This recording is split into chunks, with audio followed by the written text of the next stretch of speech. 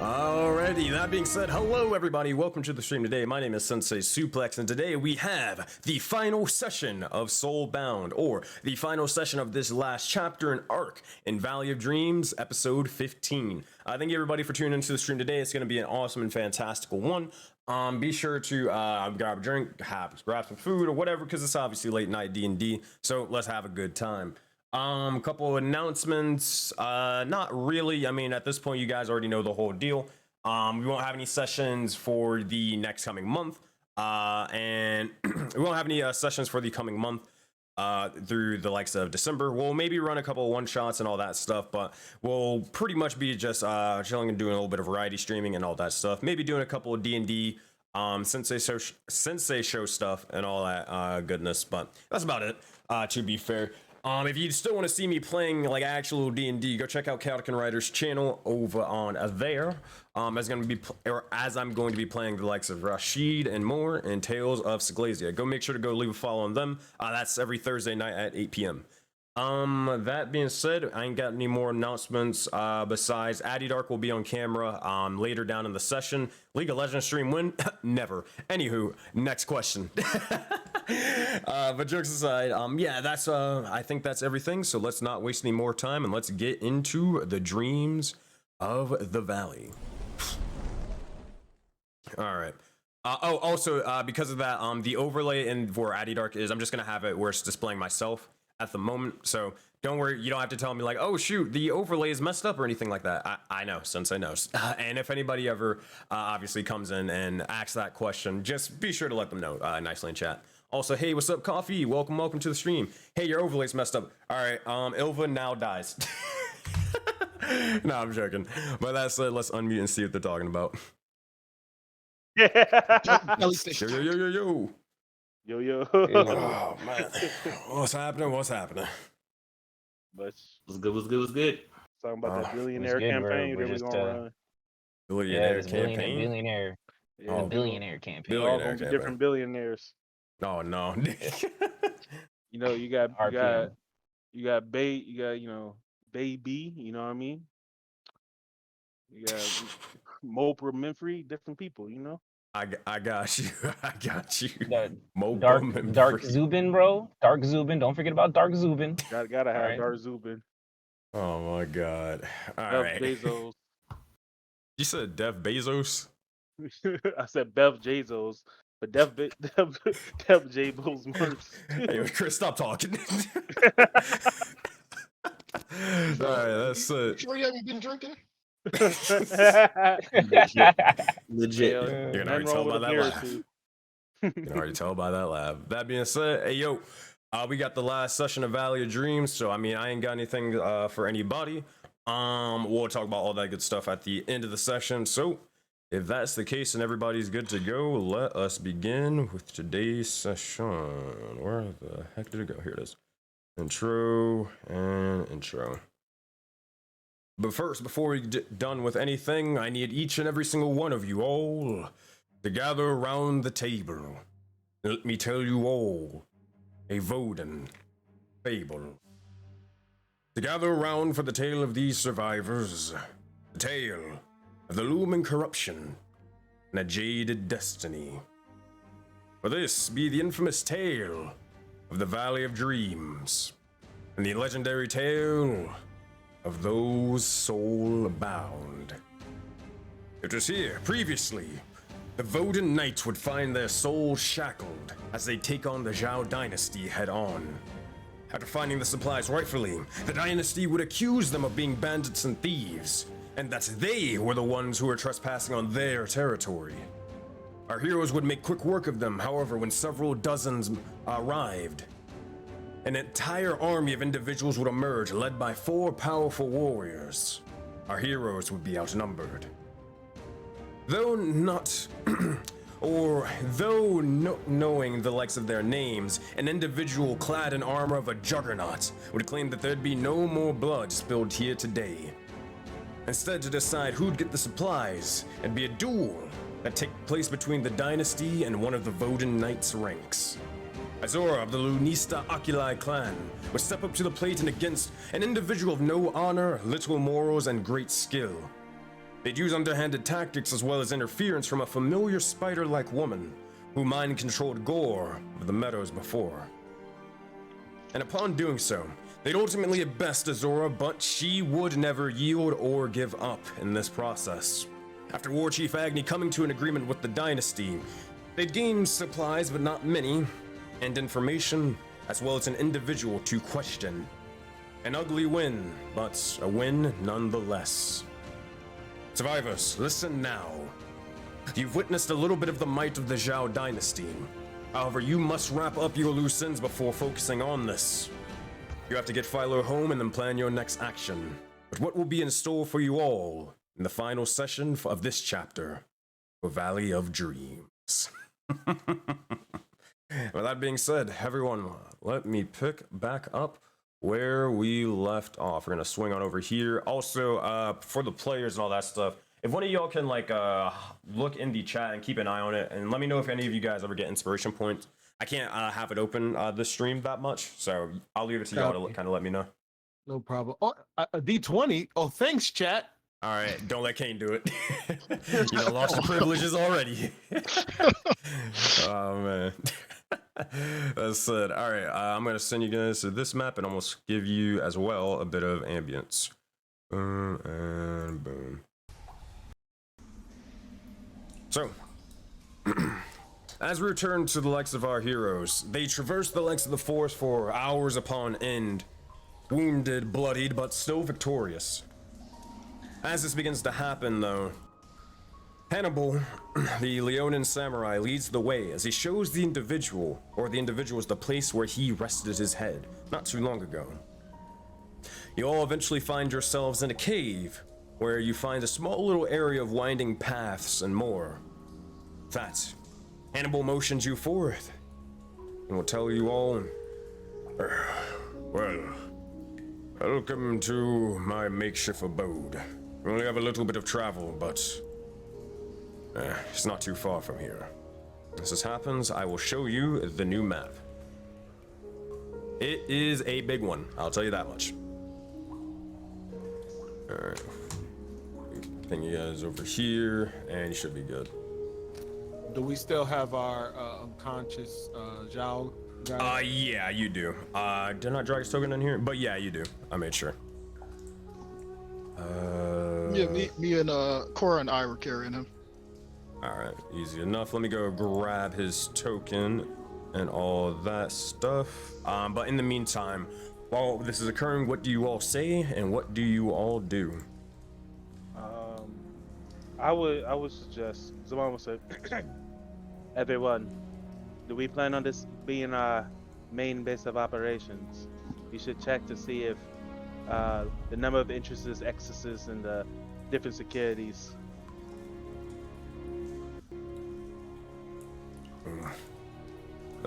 I can tell you this.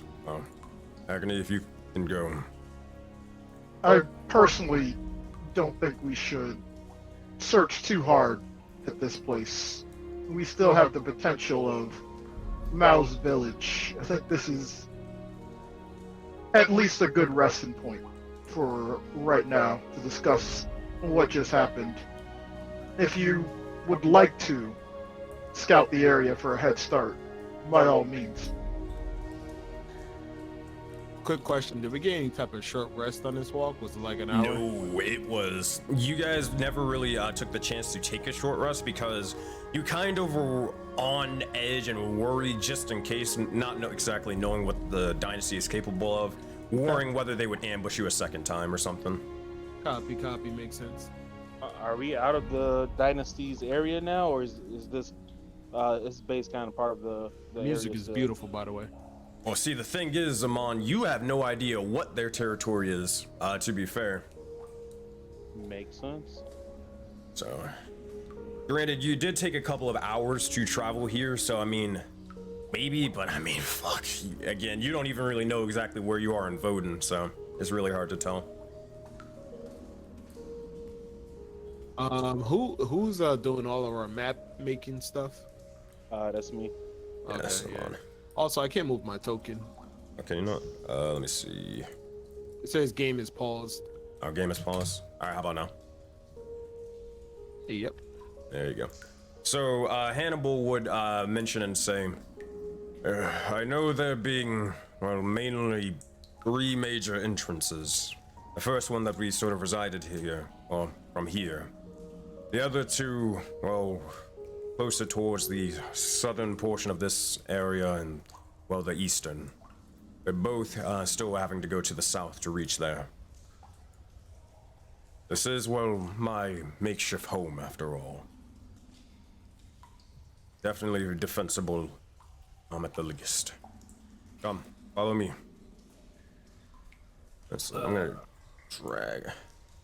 Observant one! Is this water angry too? And Gore would apprehensively lean towards the water. If you... Are you referring to how the water was in the Forbidden Expanse? Remember, this water flows with how you flow. Zaman is correct. It abides by the same laws. I know not of the Forbidden Expanse, though.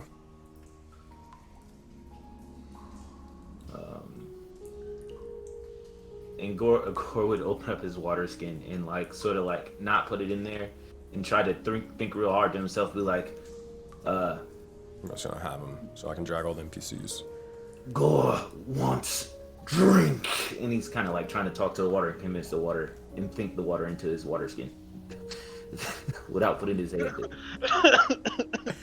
You see, as you say this to the water, and nothing seems to happen. Gore would concentrate harder. How long do you wait? Just a slightly uncomfortable time. So he realized everybody kind of started moving.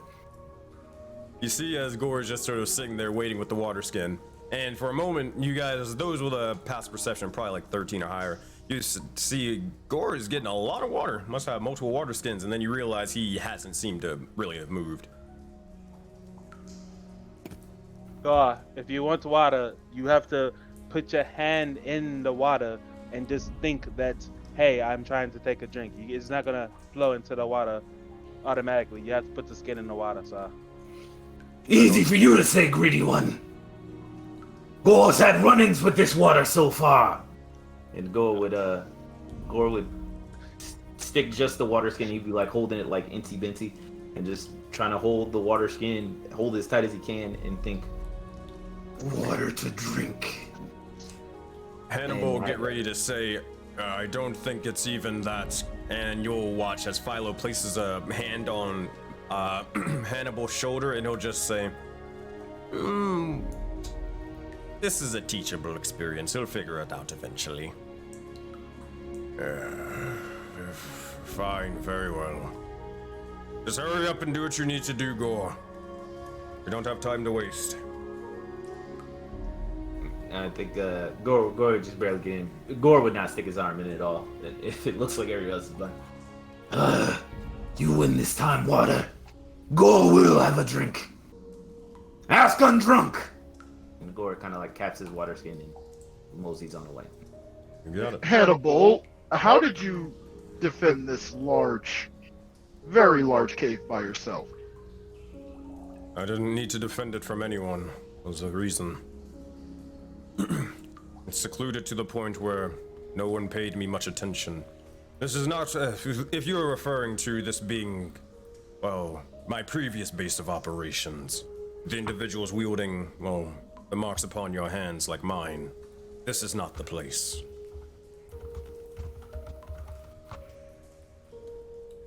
Alright, that said, I'm gonna drag Addie's character as well, so I can just keep everybody together, but you'll see as they begin to start sort of moseying on downwards, sort of towards the southern portion of the area. And as you guys are sort of traversing, it is for the most part a massive sort of empty cave. You see as there are a couple of sort of bluish lanterns guiding the likes of the path, but for the most part it seems pretty empty. Those of you who are more observant and more militaristic, you see as this place is definitely has room for improvement, which is a good thing in the sense of having an area to actually apply defenses and more. Definitely a promising area, but not so promising in the likes of sort of food, not food crafting, but farming or anything like that. Yes. Hold on, we're missing one. Where's Cora?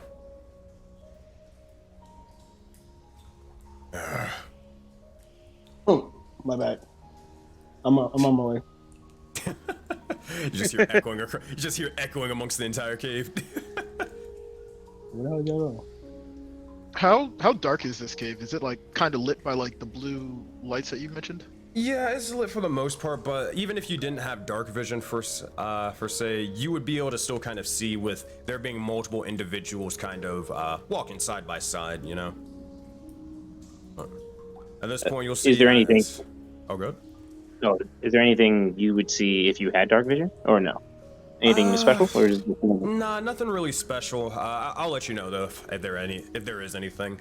If really like anything specific, you'd probably see things first before anybody else, but not really. Eventually, Zaman, are you just going off by yourself? Yeah, Zaman's just roaming around, understanding this cave. As I said, you guys all see as Zaman just walks over and just keeps on going as Hannibal is sort of leading. He'll probably call out to you and just say, Zaman, where are you going? I am just scouting, trying to understand what this place is, kind of mapping it out.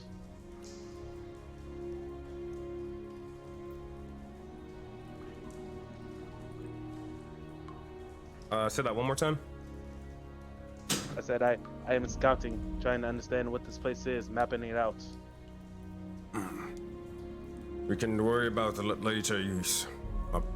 Though you are uninjured, and, well, actually, no, I take that back. You are injured for the most part.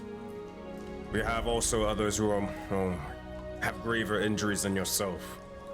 Stick with us for now, and then explore later.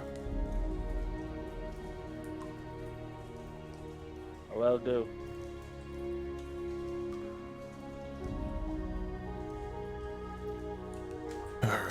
That being said, eventually, you guys arrive to the likes of this small sort of area, and you see as there's a small, tiny little, not necessarily house, but definitely a structure of the sorts built for the likes of living and more. You see as it's for the most part remote, as there's even the likes of a sort of tea set off to the side, a bridge leading over to a small sort of building. Not much from what you can see inside, obviously with the doors closed, but obviously with the sort of sliding doors and more.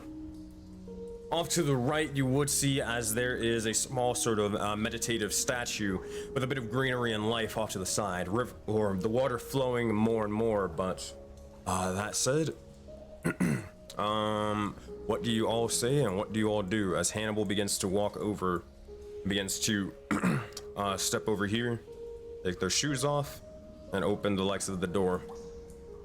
Come. Oh, Hannibal, I don't want to bring this intruder into your abode. I think I will leave him outside to have a chat with him. That is fair. You want to rest first, or do that, or do this now? I'm quite curious in the information he holds. I think I'll have time to rest when I find out some information from him. But you are welcome to go ahead or join me. That said, you'll see as he nods. It's more of a thing. I'll leave it actually up to you, Agni. If you want Hannibal to join you in the interrogation, you can. If not, and you want him to just reside and focus on resting or talking to somebody else, then yeah, that's fine. It's really up to him. Agni's just going to kind of set him down. I'm assuming this is like a scarecrow or something. He's just going to set him down in this corner over here and tie him to the whatever this stake is here. All right, easy enough. And he's going to sit and wait until he wakes up, and probably by wait, I mean wait like a minute or two before he starts waking him up himself. So Hannibal will go inside. Philo is going to go off to the side, and he is probably going to. He's not necessarily one for violence or anything like that, but. Whoa! Who said anything about violence? That is true. That is very, very true. Just want to talk. just want to talk. All I can think of is The assumptions is torture. crazy. Torture. Just come outside. Just come outside, yeah. But Philo, regardless, he ain't gonna do anything like that. He's not gonna really worry too much about it. He trusts you guys for the most part. Mao is probably gonna sit and kind of join you guys on wait for the investigation. But regardless, you eventually see as they don't seem to wake. So Agni, do you wake them up then? Yeah, so Agni kind of makes a produce flame and then just slowly brings it closer and closer to him until he just decides to wake up. Alright. Eventually you will see as it takes him a bit, but they begin to slowly shake their head awake and then look out, see themselves tied up to the likes of this, not scarecrow, but training dummy off to the side. And it seems to be that they look or they're looking around at their surroundings, look down towards their bindings, and they know what's going on. Quick question, where's Trog? Trog, his character wasn't here, my bad. Good Okay, okay, I was just curious who was here and who wasn't. Yeah. That would change what Agni says. Nah, Trog would be here. My bad.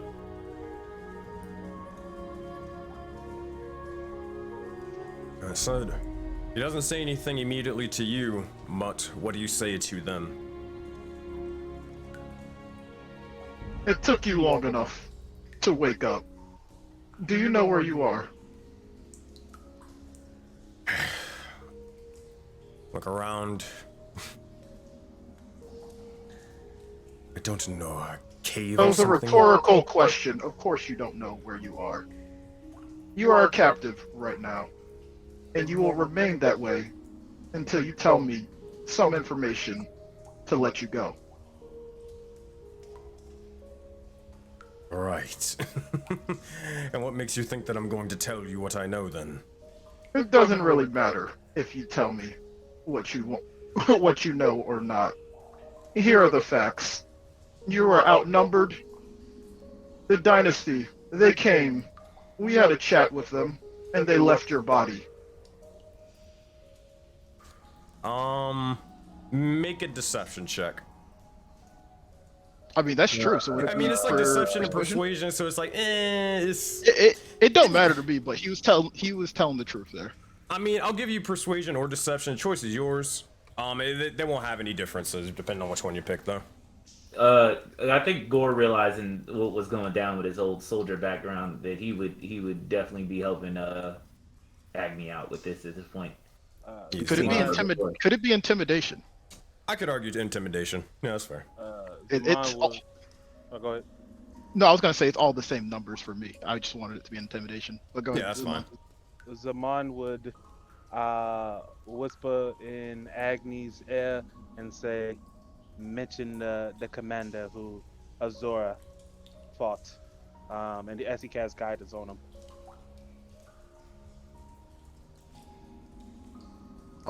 Just so I know, is Gore helping or is this a straight roll? Gore's definitely gonna help, but Gore is gonna creep up behind him and sort of like stick his short blade right behind old boy's neck. Like the second he leans back a little bit, he feels the stab of the Philo's just looking over. He got a teacup, looks over, just goes back to sipping tea. Looks like it's about to be bad cop, bad cop. I wouldn't think Gore to be the one to look for the good talk. So yeah. That's it. All right, what we got with this intimidation? What's the total? While I'm looking at this. 21. All right. Now you rolled at disadvantage, so technically it would have been 24. 24? Yeah. That all counts. Wrong button. That said, you see as he looks over towards you all, and you do sort of shake him for a brief moment in time, and what you would notice with your intimidation check between the likes of you, you see as he begins to think for a moment, and then smirks, but also, well no, he wouldn't smirk, it's more of he would shakingly and frighteningly say and just repeat over and over again. Kind of going back to a sort of protocol even. Gore, you would definitely, well actually no, Gore and Agnew kind of know exactly what he's doing. I'll tell you what, both of you make an insight check with advantage. That'd be Gore and Agni each. So it's not alt, it's not control, it's alt for advantage. Alt for advantage. Anybody else with, no, nah. I don't think there's any soldiers or something similar. 9, maybe not you, Gore. Oh, hold on, you roll a disadvantage.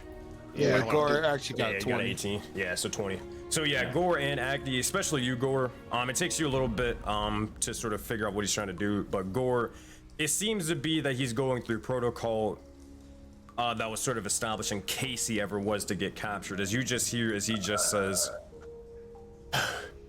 Daizhong, I am Daizhong of the Zhao Dynasty.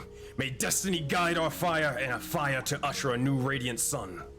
Can Gore like immediately like take his short sword and kind of put it in between his teeth, like sort of like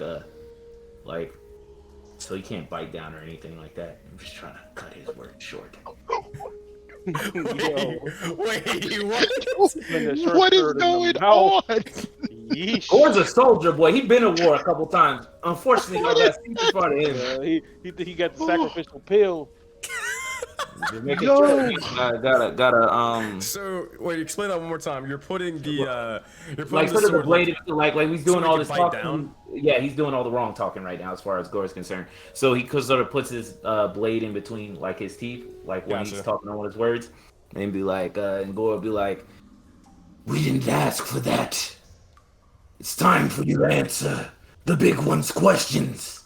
And he sort of pulls the blade a little tight, so it sort of like start cutting the sides of his mouth. Zaman would say, everyone relax. This one has obviously been brainwashed. He is terrified, and all he can think of is what they have taught him. He's just repeating words that mean nothing.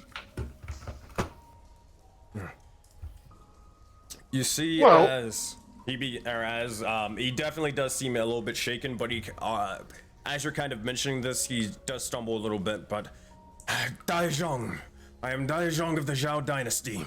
May destiny guide our fire and a fire to usher a new radiant sun. Zaman would say, calm down. Calm down. He just keeps Says, going. Repeat your name. Daizhong. I'm Alright, Daizhong of the Zhao Dynasty. Daizhong, right? What do you fight for? Besides the Zhao Dynasty. Destiny. What is your motive? What is your destiny? To usher in a new radiant sun. Okay, what is this radiant sun? Do you not know? You just see as he says and repeats himself, a new destiny for a new radiant ushering sun. Gore is like, greedy one, and sort of like slices the side of his mouth. Make an intimidation check with advantage, Gore. Certainly will, if I can actually figure out what the hell it is on Mac. It's the option. Thank you. 15, not bad. You will see as he begins to, actually, yeah, that's barely the DC for this one. You will see as he will begin to stop talking for a brief moment and go silent, stopping with the sort of phrase over and over again. And then Gore look at Agni and be like, "Big one, he may be ready to talk now." We will certainly find out, because if not, he's useless to us. And if he's useless to us, he will die here. Agni's going to sort of wait. Is he knocked out after that short sword? No. I assume Gore did it in a way to not, like, you know. Oh yeah, no. Yeah. Gore is all about the necessary tactics right now. Agni's going to get pretty much right in his face. Sort of like you wouldn't be able to tell us, but his nostrils are like sort of like just blowing out air. So, do you know anything else besides your name and this destiny you propose? Or do I just have to get rid of you?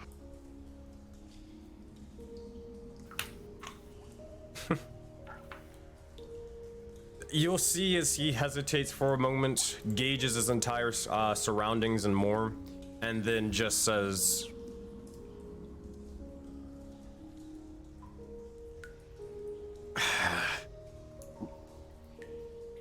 I know some things, but that's it. That's all I'm willing to explain. Good. Go on. Or would you rather me ask questions?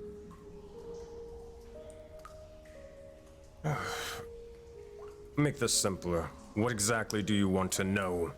Everything.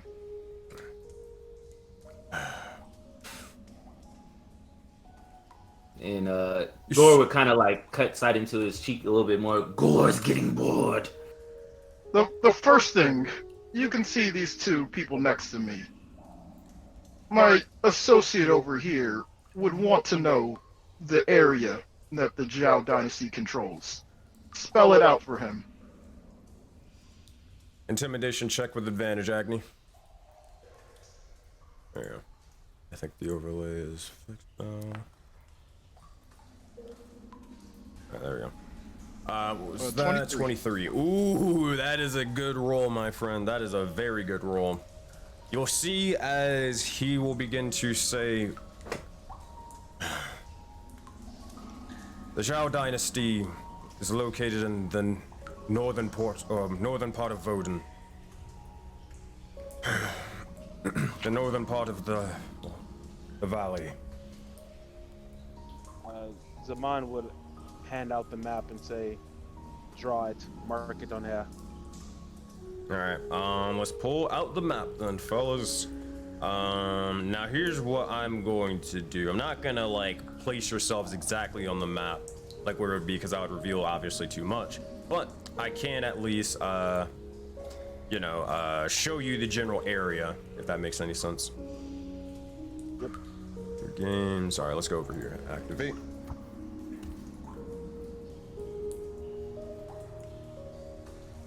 Give it a second. So you'll see as you pull out the likes of the map, and at this point, I mean, I don't know exactly how big you would have made this map, Zaman, but it definitely would almost fly completely off of it, pointing or completely further away than you actually have paper. So if we start over here, where you guys are right now, and all that you've explored, you would see that this individual points to all the way up here.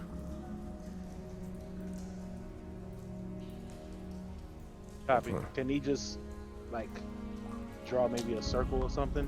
Yeah, I'm gonna draw something if I can. Circle. We'll do this. Actually, no, y'all can't see it. But, can y'all at least see the icon or something? Or here, maybe if I draw on the map, then maybe that'll help. Nope, can't see it. I have it marked on the map, so y'all just know that, like, I'll know that you guys know. We'll have to go from there. But I can't reveal the map or the area where it is circled. Just know it's where I roughly sort of pinged.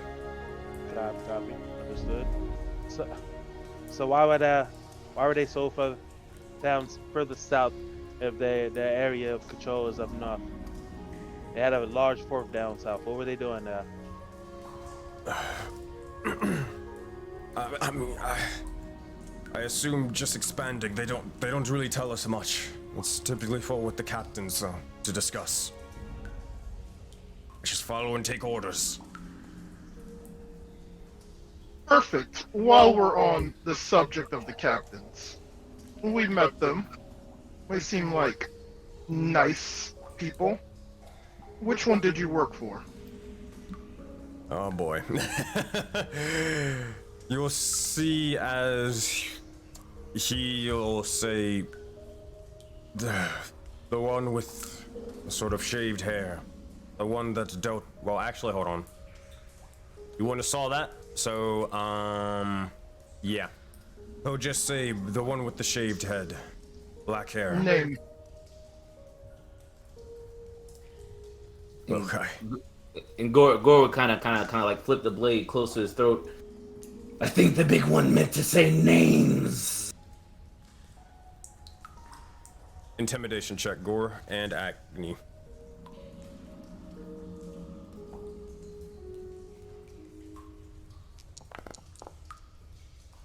It's just straight rolls for this.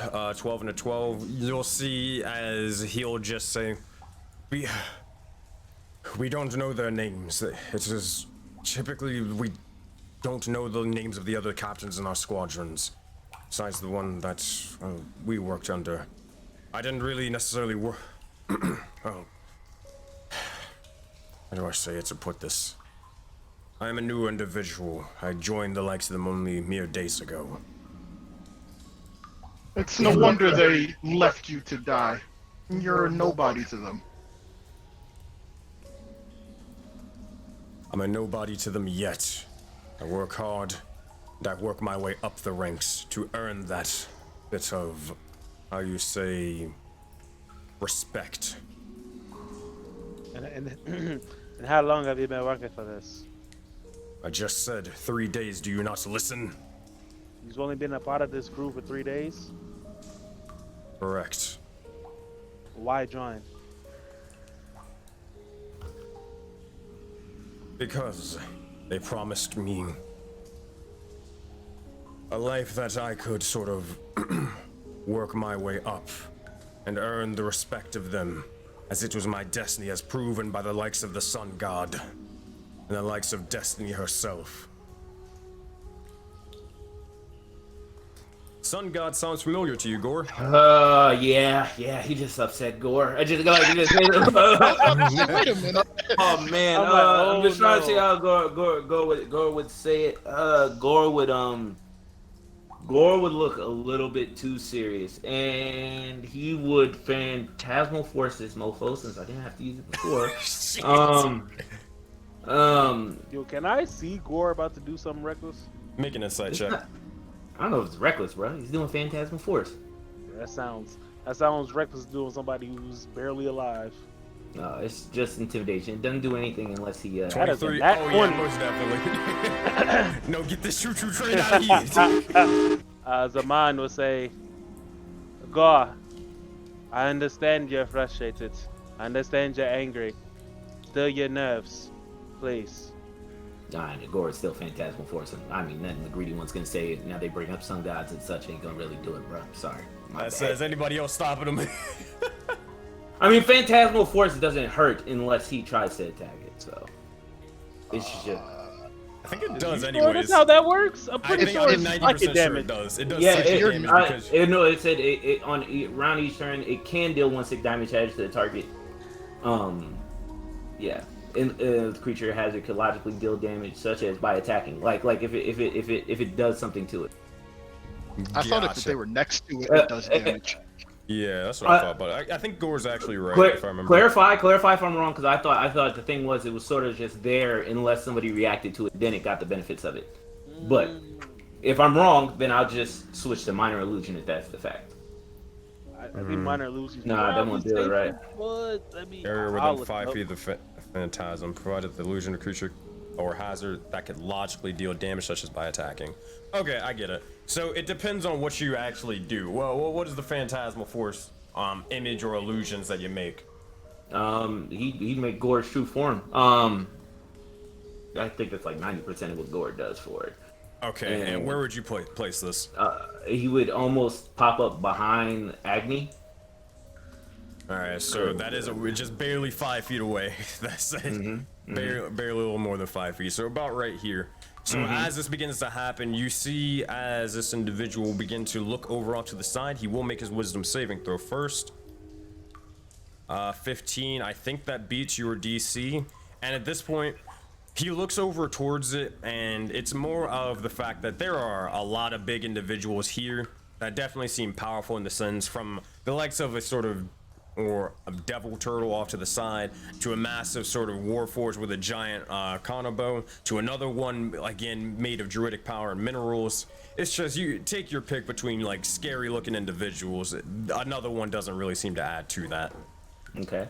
But Gore would definitely be like, and what's this sun god's name?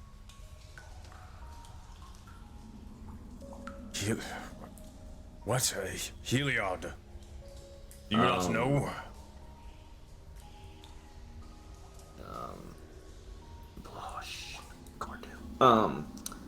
Gore would go back and immediately slash the other side of his mouth. He just slashed. He's having a very Joker face day. And Make a make a wisdom saving throw for me, Gore. If you fail this, you possibly are going to draw blood and maybe even kill him. All right. This is a wisdom saving throw to see if you're able to control yourself. Is it advantage or disadvantage? Just regular. Just a normal roll. Yeah. Woo! Oh fuck! Woo! All right, treading very, very carefully.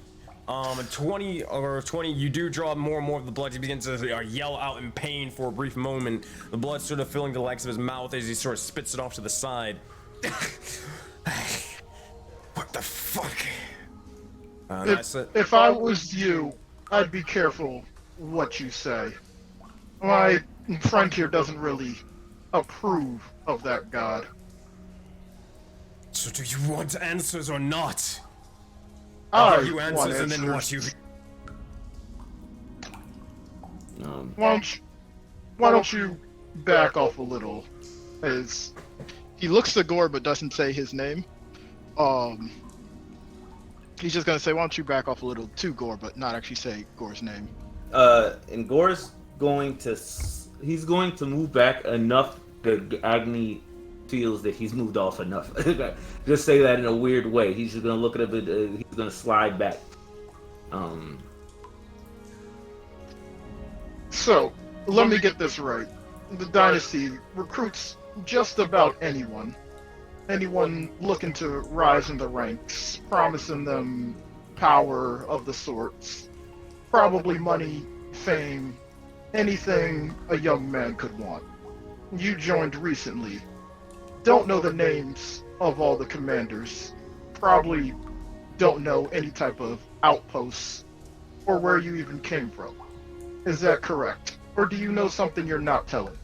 Yeah, yes, that is correct. And if we wanted to join, how would one of us join?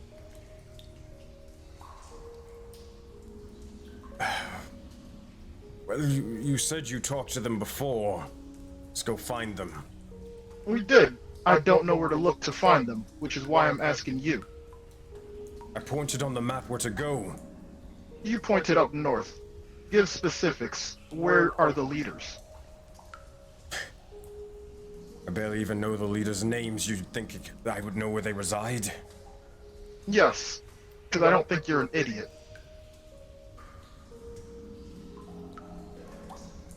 Make a persuasion check, Agni. Followed by an insight check. Alright, 1 second, because my forge is acting up, so I'm just gonna roll it on D&D Beyond. You said All good. persuasion and then insight? Yes. Okay. Actually, Cora, make an insight check too. You as well, Zaman. Copy. Persuasion was a 22. Got you. And then insight. Insight. Not as good as a 7. I got a 7. Alright. Tragic. You're kind of unsure about this individual in the sense. They could be lying of the sorts, they could be telling the truth right now. You haven't really had enough time or experience with them to be able to tell, and sort of reading their body sort of movements to give off any sort of whether they're telling the truth or whether they're lying directly to your face or not. You're just unsure. But a persuasion check, you'll see as the individual will just say, I mean, I don't think they would be heading to the island of Bayani, but and it's too far out. I don't think it'd be in their best interest. Why would you think? What is on this island of Bayani? It's far, far east of, well, where the Ishtarans and more reside. It is an island of the sorts. Typically where warriors go to train and be trained to be one of Azoria's paragon, to claim the dragon's blessing of the sorts. Does any of this sound familiar to Zaman? Make a history check. Cora as well. Yeah, you can also make a history check. Can I add guidance to it? Yeah, I'll allow it. 13. 6. Cora, you hearing the island of Bayani, that does sound a little bit familiar. Well, that seems to be true, as you may have recalled it from the likes of dealing with other Kalash stars, long ago. You see as the memories they kind of begin to almost bleed into your mind for a moment, and it definitely seems familiar. For you, Zaman, Bayani, that island, that sort of goal, that definitely rings familiar. You begin to recall a long ago, back when you found yourself in a tavern of the sorts, where you end up meeting all these other individuals, the likes of Gore, Agni, and more. Wasn't Azura, when they were explaining what happened, didn't Azura mention that something about that possibly? Maybe? She didn't ever mention it before due to her memory problems, but it's a possibility. Copy. Zaman would note that to ask Zora about it later. And he says, are the Zhao dynasty at war with the Ishtarans? No. The Ishtarans... well, the Zhao dynasty rules over the Ishtarans.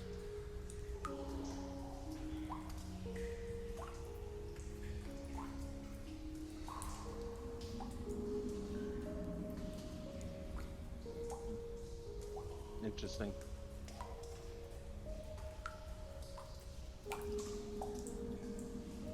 What, so is that it? Is that all you need to know then? Can I go?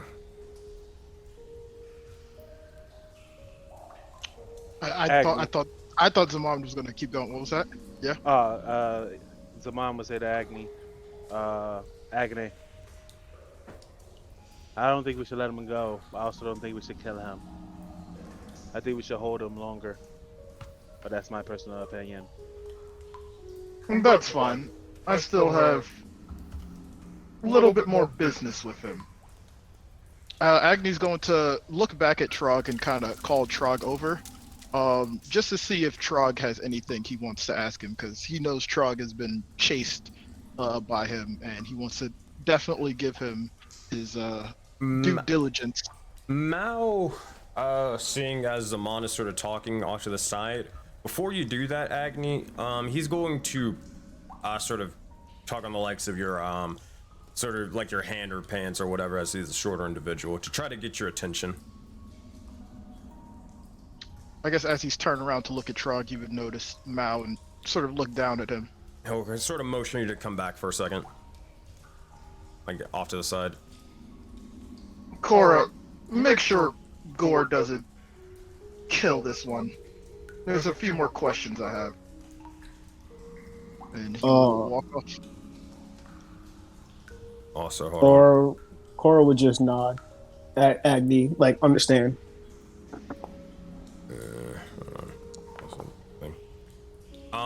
Yeah, he's gonna also bring over Trog and just say, Mao is going to look up to you, Agni, and just say, Agni, you're not buying this, are you?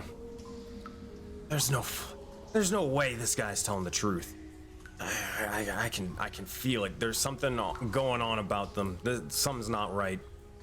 You mentioned that he's not stupid, but I don't think he's stupid. I think he's smart and just trying to almost play you guys. Is there anything in particular you believe he's lying about? What stuck out to you? I mean, I'm no soldier or anything, but I mean, I feel like that has to be a bit of horse crap if you don't understand at least who your captain is. I mean, sure, maybe sort of precautions are made, but at least knowing who your captain is or what they're capable of or doing, at least knowing something. I don't know, the whole story with the 3 days thing, yeah, I'm not buying it, but that's just me. Don't worry, Mal. I didn't buy it either, which is why I tried to go the route of calling him not stupid. But apparently, games are still being played. And Trog, did you get this sense as well? You've had more of a run-in with them than us. I can confirm what Mao said.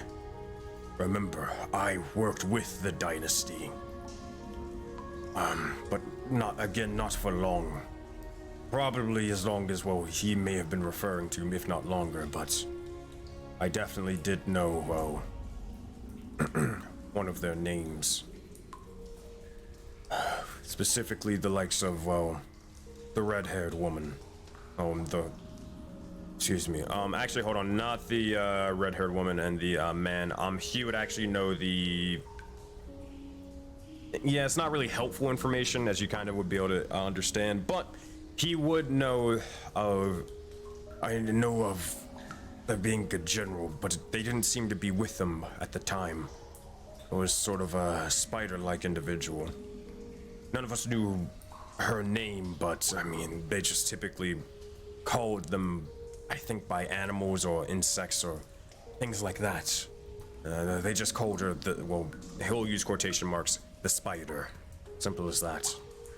He at least has to know something in regards to that. Maybe with the other individual, but I don't know. Agni will nod, sort of faintly remembering Zaman and Gore yelling about something happening during the fight, but him not actually paying attention to it. He's going to take everything they say into consideration before heading back. And if the three of them are doing something with the bandit, they can do something with them before I head back over. Is there anything Adidark, Cora, Zaman, or Gore you'd like to do? No, I'm told to keep the man alive for now. Yeah. Go ahead. No, go ahead, do your thing. Zaman would say, so you're saying that you joined 3 days ago just for just to go up in the ranks. My What bad. was you doing before? So that last part one more time. I said, what was you doing before you joined the ranks of the Zhao dynasty? I was just surviving, like anyone else could. Dealing with avoiding, well, starred ones, and just anything that I possibly could to live. I resided in the main valley of Jada Dragon Valley. And you were alone. You had no family, no friends. If I did, I don't remember.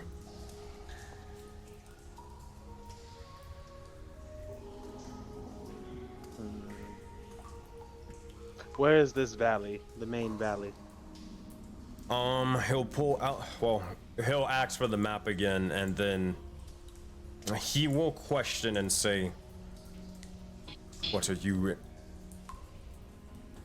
Do you not know? Are you not from here? As you do not remember, I do not remember. Oh. Sort of scoff, but he will point where it is, if I can go find the map again. And I'll mark that down as you guys know where it is. It is still, he marks northern, or further north in the map. Not further than the, what do you call it? Than the dynasty. But he would point not too far from here. Kind of past the likes of this sort of bluish mountain, volcano thing. But in the middle of this entire area, he'll just almost draw a line with his finger and motion forth all the way to pretty much over here. And just say, this is the main valley. And you were living there, and you were fighting the ops. The what? That is what we call the starry ones, the ops. Okay, sure. I was fighting and surviving from the ops. And you were doing this by yourself. If I was doing it with anybody else, I don't remember who.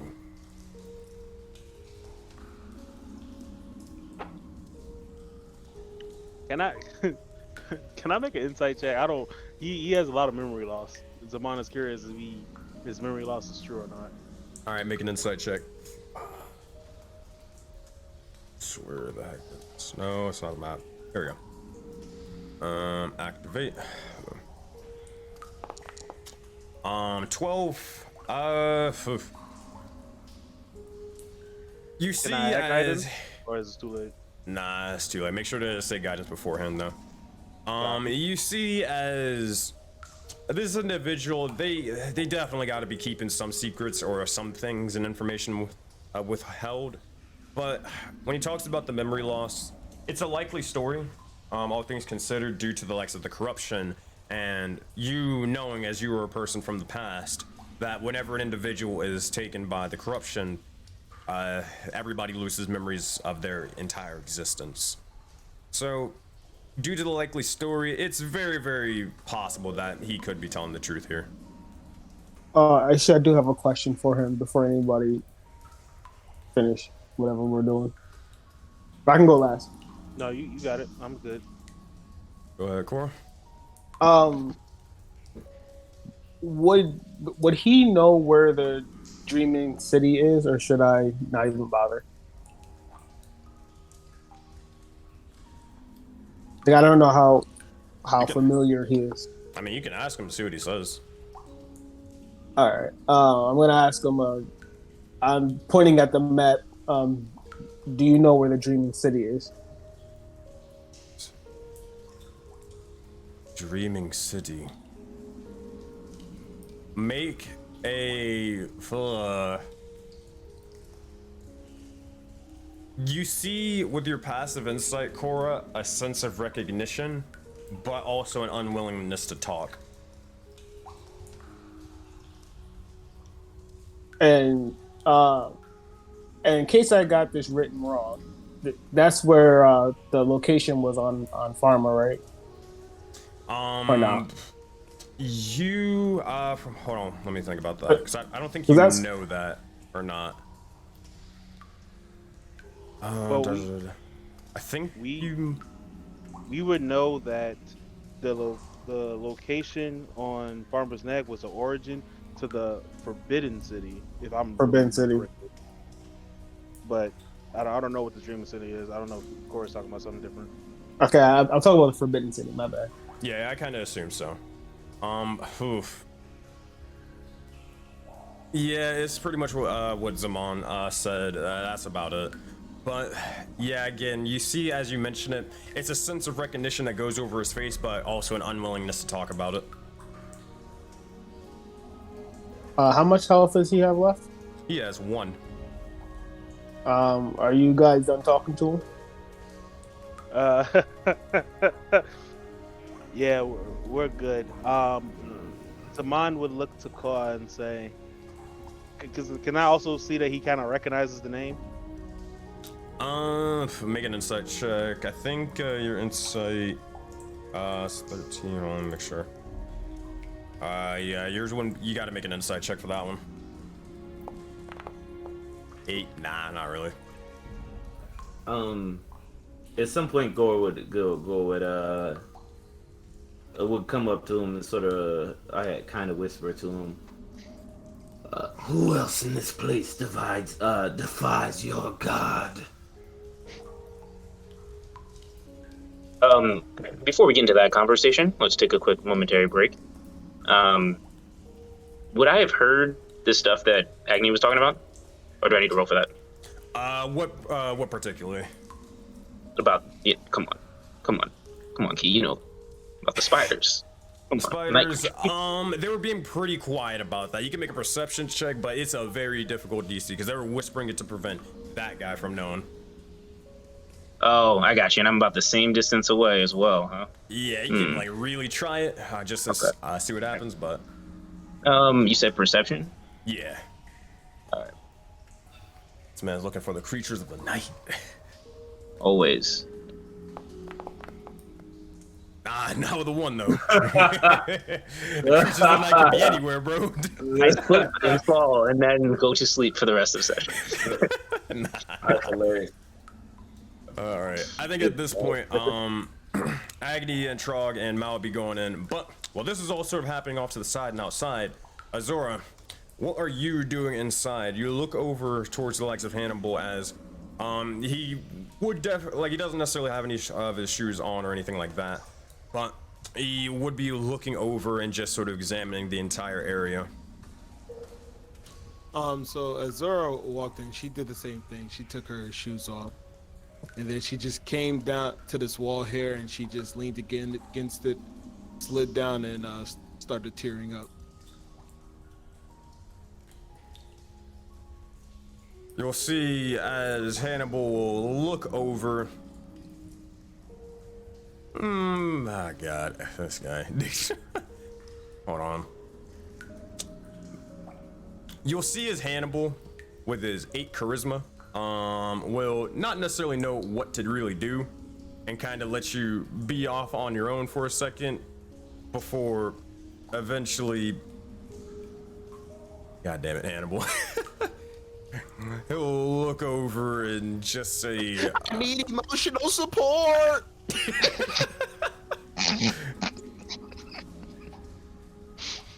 He'll just say, what is the matter? What's wrong with you?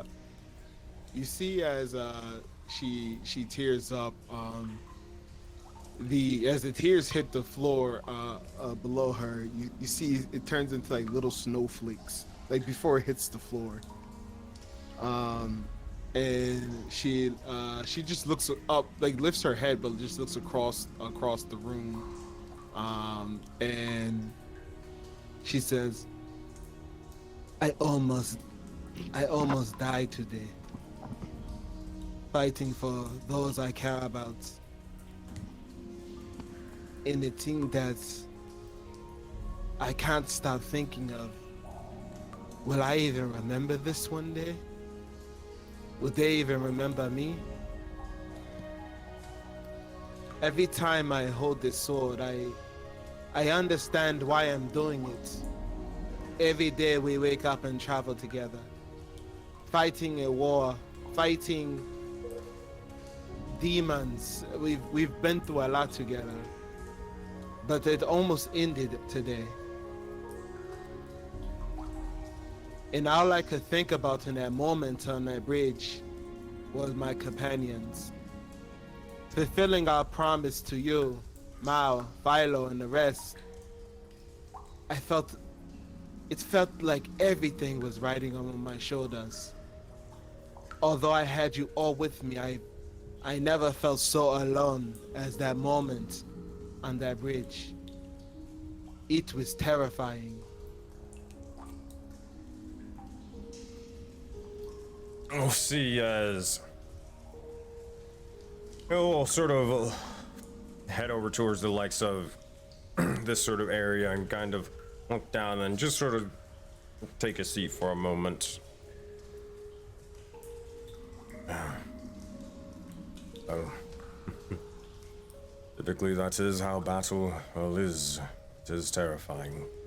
But one thing that, well, should be proud of, though, is that you defended the likes of your allies and companions without hesitation.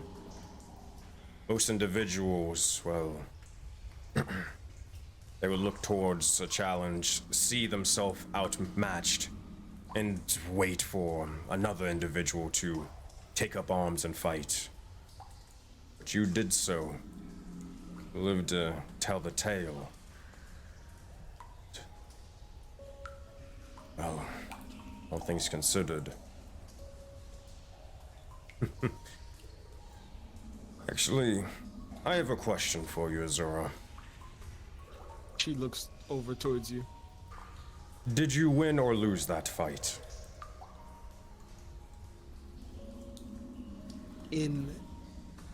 I won because you are all safe, and that was my goal. That is true. But not for the exact reason.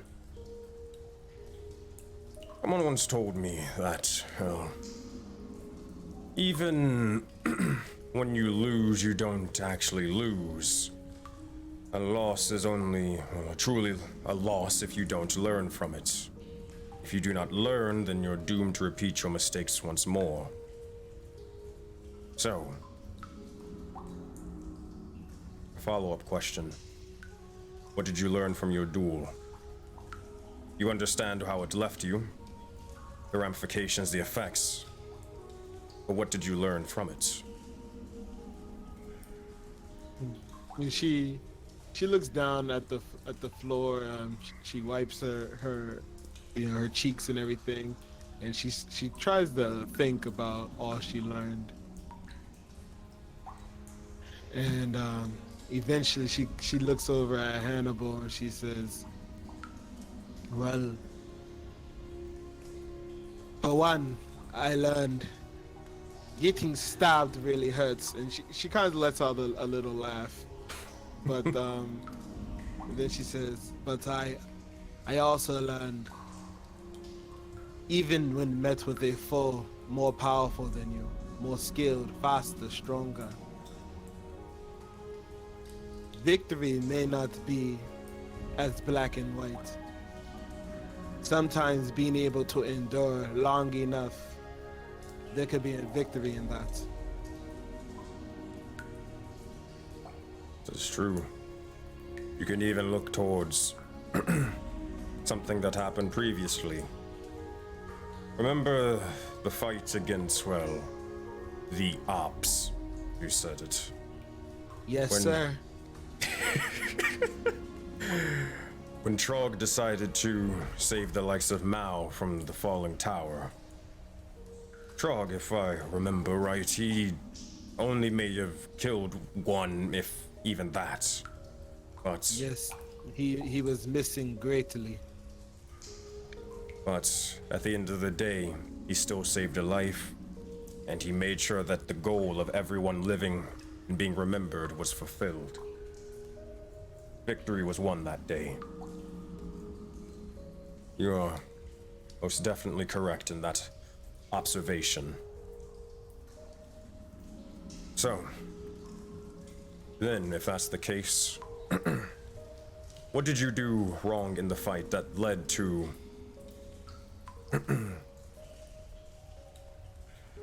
the literal, rather than sort of, what's the word I'm looking for? I can't think of it, evades me. But the literal sort of thing of you losing the combat encounter. What did you do wrong in that fight that led to that? That makes any sense. There was this strange sensation as I went to go strike him and left my blade at his neck but did not want to finish him. All of a sudden I just felt weak. I can't describe it, but in a way I felt as though, and she starts to think for a second and she says, for a long time I've noticed something. It is almost as if we have,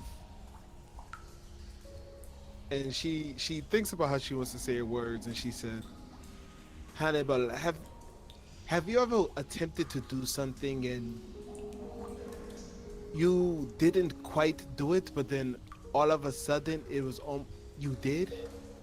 Like if you were to go to swing at something and you were sure you missed, but you feel something guiding your hand to then make contact. He'll look down towards the vials amongst his form, and then also look towards the multiple stabbing wounds into his arms, and look towards the sort of, well, actually you guys never asked him about that sort of thing.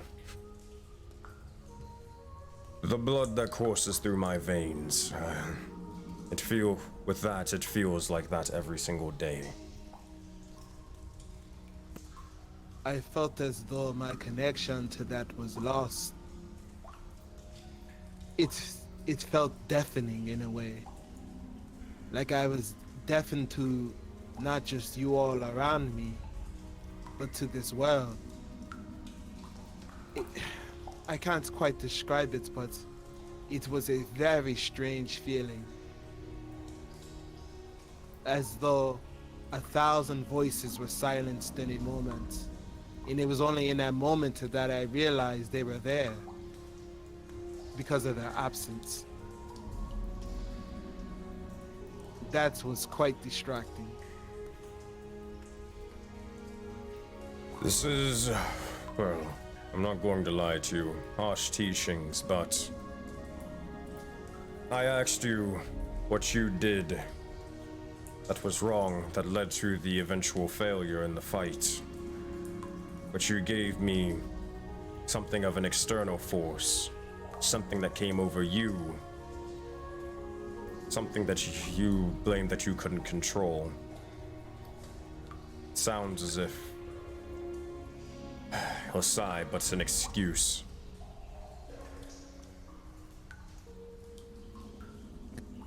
She nods and she says, yeah. Perhaps simply what I did wrong was,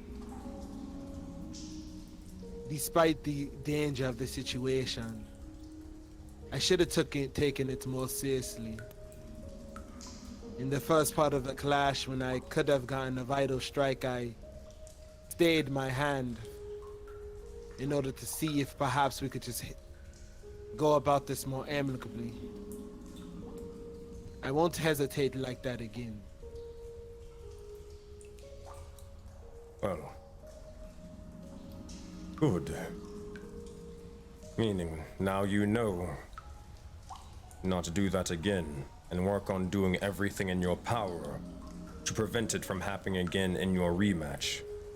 Because you will fight again. You will. But also to make sure it doesn't occur in any future fight. And with you understanding that, I hope, and you have not lost. Stand up. I have something for you. And she stands. As he begins to start looking towards the likes of this sort of area, you'll see as he begins to take out or begins to go underneath this strange sort of bookshelf and begins to reach behind it. And you'll see as he pulls out a scroll before saying, I think I have something that can maybe assist with that. As you heard them call me, as a fabled samurai and more. Each of them have one of their differing techniques. They have theirs, but it seemed to be that they did not show. But I have mine as well. I've only done it in full once before. That's all I needed to ever do it. At least during the likes of this sort of... when the Starry Ones took over the lands. It requires an elemental conversion, but I think with your ice and combining it with the element of lightning, you might be able to do it.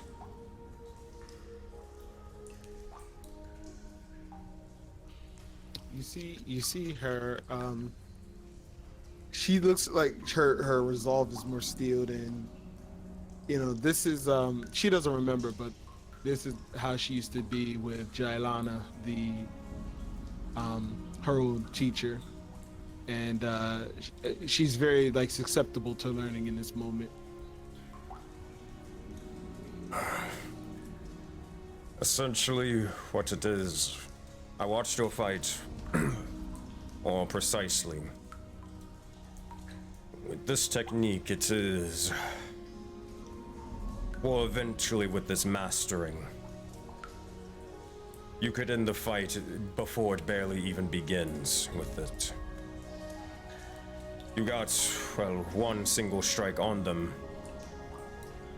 But if you master this, that's all you will need.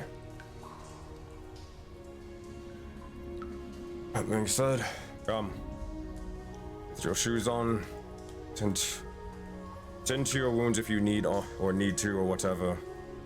Meet me in Gore by the legs of the waterfall. Make sure to grab him.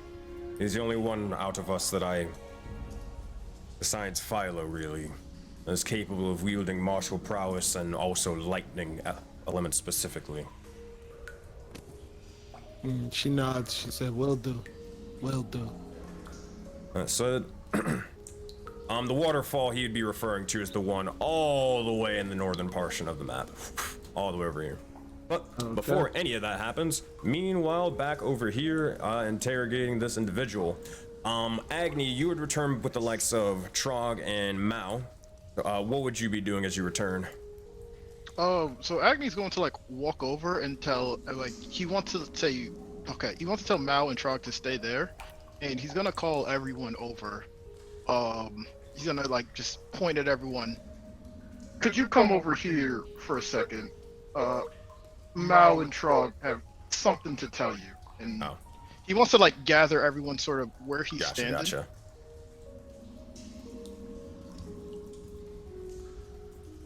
I said, Addy Dark, Gore, Cora, and Zaman, do you gather wherever the Agni is? Yep. Yeah. All right. Come over. You can just move your tokens and all that stuff. Cora's gonna stay here in case he tries to run. Fair enough. Sorry. He would. Go ahead. Oh yeah, I was gonna just go like right behind Zaman there by the little wooden thing. I think it's so kind of like parallel to Cora, but I'm having forge issues. So Gotcha. Here, you said right beside, kind of like right over here, or somewhere different. If you can see my screen. a little bit closer to the wall. Closer to the wall. Oh, actually, not this one. Right there. Perfect. You got it. He's going to ask you to move a little bit to the left, Daddy.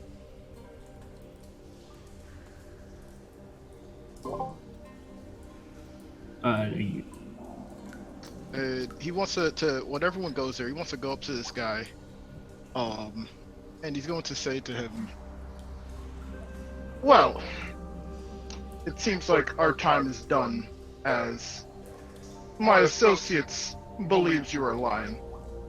So, it looks like I have no more use for you. And he's gonna start walking. He's gonna start walking away. And then once he gets to 30 feet, he's going to unleash Agni's Scorcher, so it ends right in front of his face. At this point, he's already yelling out, wait. No, I can't. It doesn't matter. Agni is still doing it. That being said, as you unleash the likes of the flames directly towards him, he just screams out, no! And immediately the flames stop for a brief moment in time. Yeah, no roll needed. Yeah, you don't need to roll intimidation. Oh, actually, you do need to roll to see the severity of it, so it can determine what information he is going to tell you. Make an intimidation check with advantage and add 3. Gore would kind of whisper in his ear while the fire is right up in his face. You'll meet your god soon. And Zaman, hearing Agni saying like, "Oh, he lied to him," he would have casted guidance on him before all that happened. I said, oh boy, roll a d4. You're at 25 right now.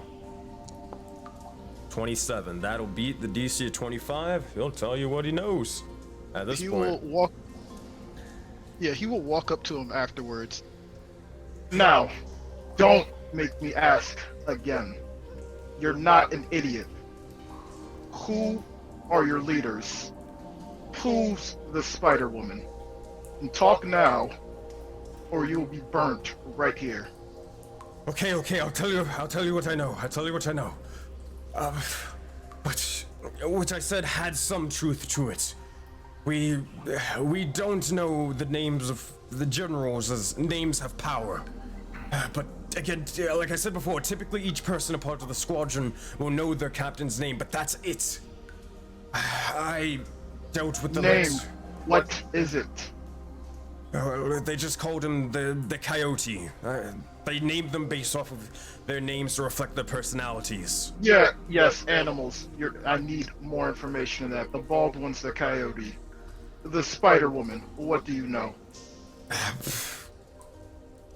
I mean, I don't know her name. I assume she's, well, the spider, but she doesn't fight with blades or anything like that. She's definitely almost like a witch of the sorts, using strange, dark, eldritch magics and more. A fucking freak is what she is. Using spiders and arachnids to spy and do her bidding. But, I mean, I don't really know much about her, though. The others, and you see as he's just sort of stammering for a bit. He seems to be definitely frightened. The red-haired ones, they're called the wolves. They typically are, for the most part, inseparable. Probably brother and sister or something, I'm not sure. And then the big one, the leader of all of them, he reports directly, well, all of them report directly to the leader of the Zhao dynasty. But they just call him typically refer to him as the Ox.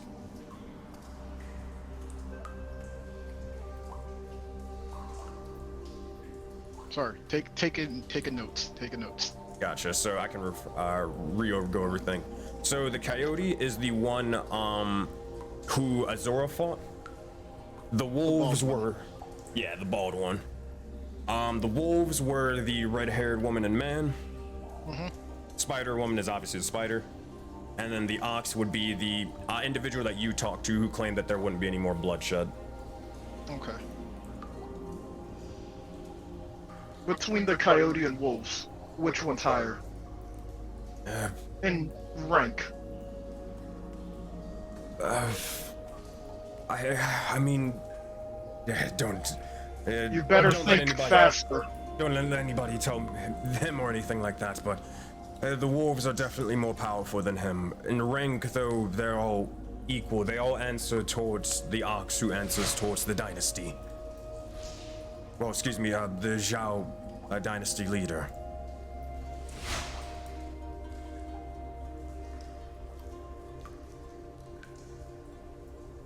And you know nothing, and I mean nothing, about any other outposts. Outposts? Hold on one second, let me look at that. That's right. I'm referring to all my notes and all that stuff. Because I have like a bunch of DCs, like this is what you have to intimidate them to actually learn this information. Where is this? Alright. Most of the outposts were destroyed by the attack against the starred ones. It left a lot of the lands and the progress that the Astarans have been building for years, for the most part, destroyed and consumed. They have the main base of operations. I wouldn't know if they were able to expand and form any more outposts. That was just one party, the likes of us. But all the captains were intent on traveling towards the south. You see how much easier this is when you cooperate. We could have been done, and you could have been freed. Pleasure in doing business with you. Agni's going to sort of like take a step. He's going to look at Gore. Make an intimidation check for you. Oh, okay. Finally ended the streak. 12. Anybody add anything to it? Yeah, Zaman. Gore just still in here whispering sweet, terrible things into this man's ear. That's the case. Gore already got a nod, so Gore would have already been moving up close. So it ain't but a second before Gore makes choices. And Zaman would have been casting guidance on Agni. Make it with advantage, Agni. Add a D4. Wow. Oh, with the nat 20, And a 4, Jesus Christ. The power of friendship and teamwork, apparently. You would see as the individual, he would stop you, Agni, and say, No, I'm not done. I can tell you more. Really? Go on. At this point, he would say, do you remember the tournament I mentioned, or not tournament, but the island of Bayani that I mentioned before? Yes, they might be heading there, but you mentioned there's no reason why you think they would be. One of you. Well, actually, Cora, did you mention a forbidden city, or did you just hold that to yourself? I mentioned it. Okay. You mentioned something of something forbidden, but this information may be useful to you. To claim or to become one of Azoria's paragons and get the dragon's blessing, you'd be settled through a tournament, and these individuals will win the tournament and then travel into this ancient armory legally to find its secrets. This armory being wielding the likes of firearms and other powerful sort of weaponry and magics. But that's how you would do it legally, at the least, where not even the Zhao dynasty would be able to, well, refuse you, even if they weren't a fan of your presence.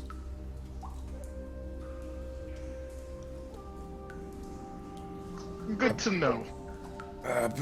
But the dynasty, they built their outpost near this mountain, where it holds the armory and more. But what exactly are you planning to do against them? Are you just trying to? As he says that, Agni puts like his finger on his lips, just kind of shakes his head.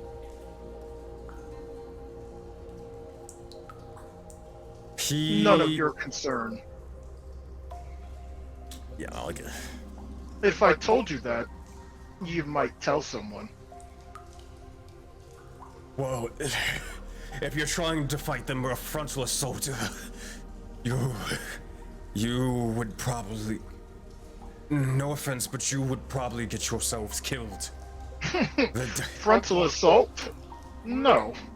Why do you think I'm getting information from you? And that would be a suicide mission. Zaman would tap Agni on the shoulder and ask for. He would say, "Agni, can I speak with you for a second?" You can speak with me, but I hope you're done with him, because it looks like Gore and Addydark will take care of releasing him back into the wild. But I'm done with him. Before they do that, I have a suggestion. I want to run it past you. Better make it quick.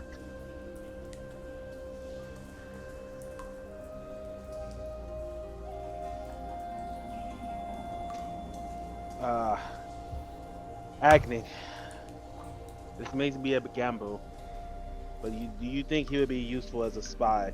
No. Why not? When hearing that, Addy Dark starts walking towards prisoner.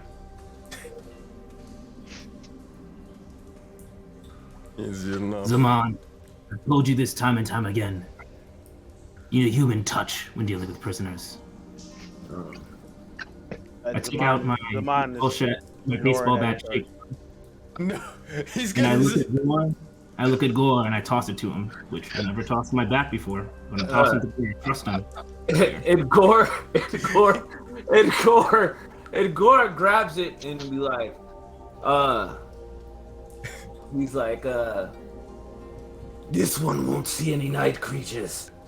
He'll be busy, too busy talking to his sun god. No, please, I can tell you more information. I have more information about the wall, the barrier, the Unmaze. Whoa! Zaman's gonna run over and he's gonna block that. Nah, he's about to block that. We might have to roll for that one. Hey, bro, he's gonna grab. He's about to run over. And he heard Une, and he's about to tackle. Gore let a lot of talking go on. We might have to roll for that one. We might have to roll for that one. My uncle let it pass, but then he heard Une. He's like, whoa. I think my last little bit of my last little bit of flavor text, and then I'll let Gore do his thing here. I'll look to the prisoner, which I don't even know his name, by the way. Nobody cared. Yeah, no one cared. He So- said his name 8 times, didn't matter. I don't even remember. So you Hey, swear? come on, ass. Oh. It was like Zounding or something along those lines. He kept saying it so fast he couldn't pick up on it. I turned to him after I tossed it, and Gore successfully catches it because he's Gore. And I turned to him. I go, "You want to make allegiance to the night? I think Gore will show you the true light, the voting nights." Oh God! And as this sort of happens, Gore, you're catching the legs to the bat, and you're getting ready to swing towards this dude. Or go ahead. It's not even like he's getting ready to swing. It's almost like when he threw the bat, like Gore was already going mid swing back. Like he's already ready for whatever. He would just say, "Tell Heliod Gore's coming for him next." And he goes, and he sort of like somehow looks like he's planting his feet, although he's flying in the ground, and he is about to swing with all of his might, like all of his soul, given everything on the back. This is how we're gonna handle this. We'll see how this plays out. We're gonna do this with a good old-fashioned roll-off. All right, Gore, you gotta make a dexterity check, and Zaman, you gotta make a dexterity check. Whoever rolls highest, that was happen first. Whether Zaman can stop him or Gore can hit swing. Straight up ability check, right? Dexterity check, straight up the ability check. Straight ability check. Ooh. But Zaman is gonna use his Oracle's insight and roll that D10. D10. There you go, Soul. Come on, son. We gotta let it go. This is a straight up roll. Hey yo, Gore, you can add anything you want. You can add inspiration. You can subtract from his roll. You can add to yours. Hey man, all bets are off. Man, I don't like. I think the best we might have is a D4 rolling around, but do it. It won't do it. You could go ahead and have this little flavor. Shit. Yeah, I can't even find a way to justify it. Yeah. Yeah, I'll just take that L. I can't. I'm not gonna do it. Never mind. I said, Zaman, you are barely able to stop the legs of the bat. It is almost inches away from his face before you use the legs of your hand to try to stop it with as much strength as you possibly can. That said, you gotta move your token a little bit. I think you're underneath the one guy. Yeah, there you go. Copy. But that said, what do you say and what do you do? Zaman will let me go. Wait, Gar. He mentioned my clan. Give me 5 minutes with him. Wait, before you say one more word. Considering that this was definitely an Addy / Gore like combo thing going on right now, can I roll that at advantage at least?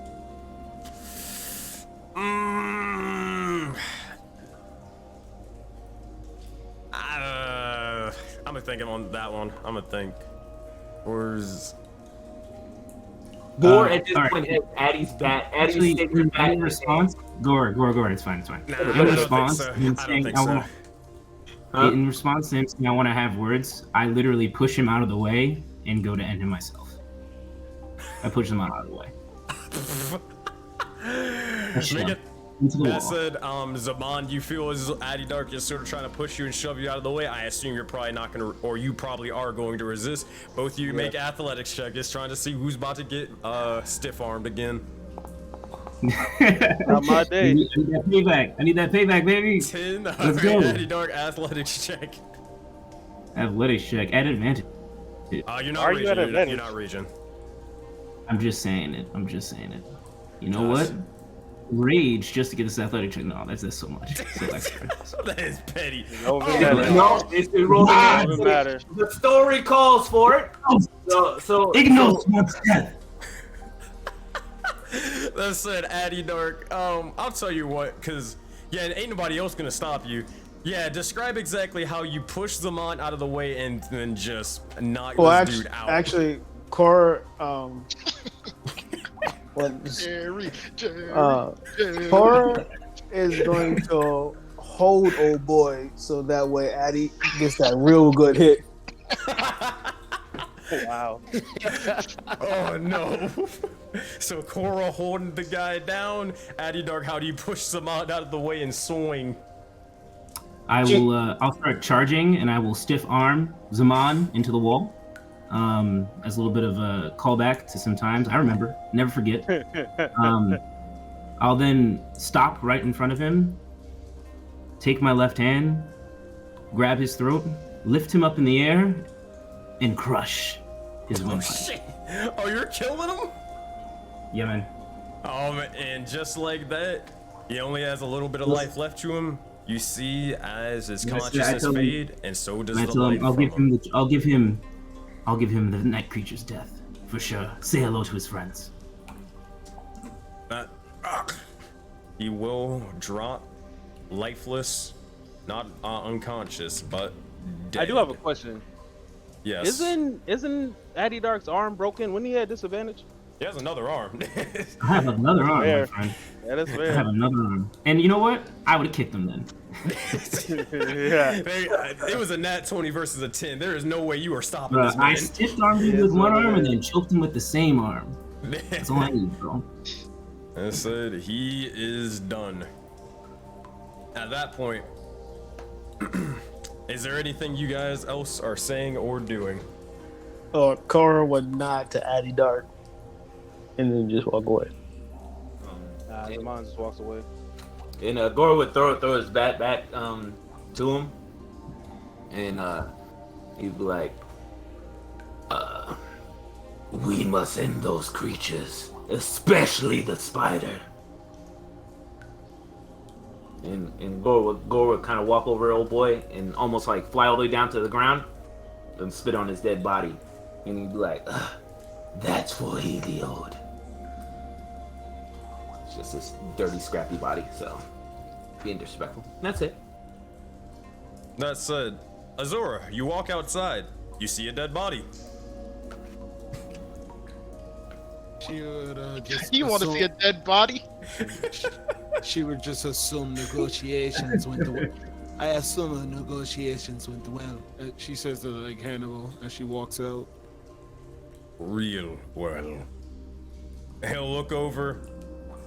He'll just say, "Did you at least learn information?"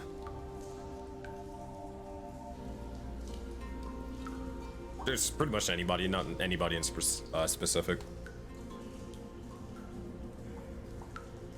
I guess they're not gonna answer. So Azor says, I mean, the silence. Hannibal will say Definitely on mute. But Gore would be like, "All of them praise Heliod. Quick one. This may be a war we have to end." Follow me, Gore. And she goes to follow Hannibal. All right. Gore would follow. Gore would follow. She tells the rest that they'll be back. Don't go too far. We still need to take Philo home. Understood. And she follows Hannibal. Can do so. We'll be at the waterfall towards the entrance if you need us. I'll pass. As said, he'll take you through the lights of the waterfall and more, and lead you off to this area towards the north, Azora. At this point, you do begin to pass by the likes of, or a sort of crystalline or crystal-filled cave with multiple sort of strange glowing crystals of the sorts. Some glowing, some not, but it definitely seems to be weird and strange. Hannibal, being used to it, doesn't really think much of it, but we can begin to continue off. I said, do you guys stop and say anything, or do you continue following him? I was gonna Does say, Dark Vision know anything with that or not? I mean, does that pique up anything in Gore's interest or anything? Or does it look anything like the lights from way back? It doesn't look like, in fact, that. Yeah, Gore, you're actually a pretty smart individual, intelligence-wise. So you would see them. Make an Arcana check with advantage. Okay.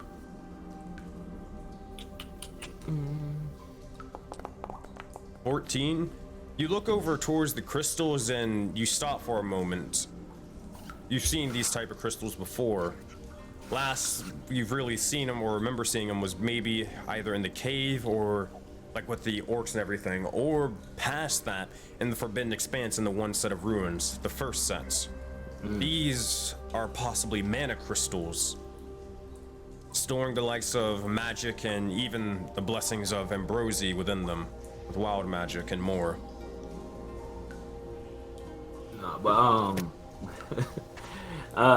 He would be like, you want to pick it up, bro? Just go ahead. We already.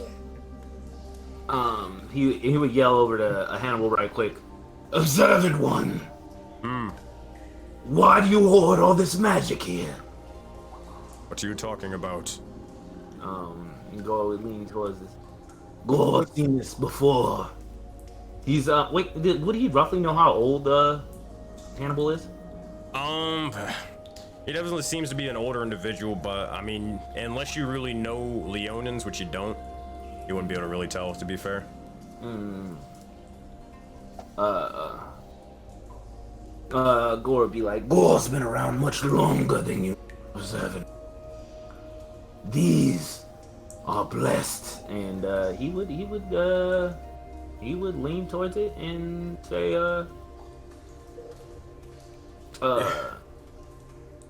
the Fae blesses. Do these even contain? And Gore looks deep. The glitter. Gore, be careful what you do not understand.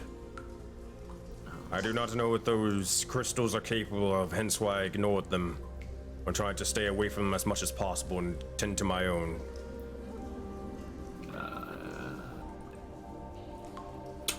Gore would look and see if it looked any bit glitterly like the ones he's seen before. Perception check. Okay. And he just wants to see how familiar they are to him at this point. I mean, they're pretty familiar, and you were able to discover that they are definitely mana crystals for sure. Okay. And Gore would pick one up, almost very slowly. He'd just be looking for glitter. So looking for the likes of glitter. You don't see the glitter necessarily inside the crystals, but you would know from previous experience upon using it, then the glitter would actually or start forming everywhere.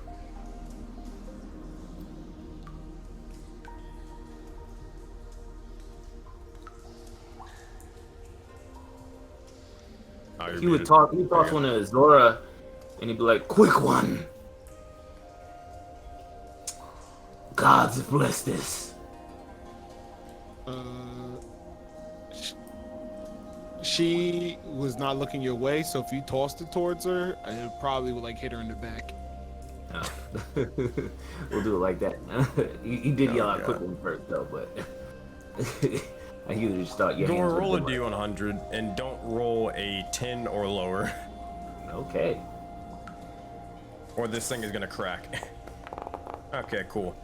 There's sort of a light toss. It sort of hits the Zora in the back and then drops down onto the ground. You see a small little crack, but nothing to sort of break and activate the crystal. Zora would turn around and say, "God, what are you doing? You just said to leave those alone. You're acting like Zaman. We have actual work to do. Get it together." And he would be like, "Quick one. I know your memory fades, but we've dealt with these before. They are inconsequential to us right now, Gore. We can worry about those at another time. We have more things to do." For once, the greedy one may have been the right one. These." And Gore would go back and pick up that one crystal and hold it for later. And he'd be like, "So young." And he would follow y'all. I said you do get one other thing of a mana crystal. All right, Hannibal will continue off. Begins to mention and say, "All right, Gore, Zora. Well, actually, no, say Gore. You are needed for the assistance for Zora's training, but also you can as well learn a little bit of, and sort of hone your martial skills. You know the sort of nature of Crimson Rites, correct? I've seen you do it before, but have you done it with lightning?" "Yes. That's where I first learned my blessing. Well then you shall serve very, very invaluable today. Essentially, Aurora is, well, we're trying to make sure that what happened with the previous encounter never ever has to happen again. Upon you doing so, upon this doing so, after her training with the likes of this waterfall, I will need you to run a sort of exercise between one another. Have you ever heard the likes of EI Jutsu? Gore would probably look at you with a.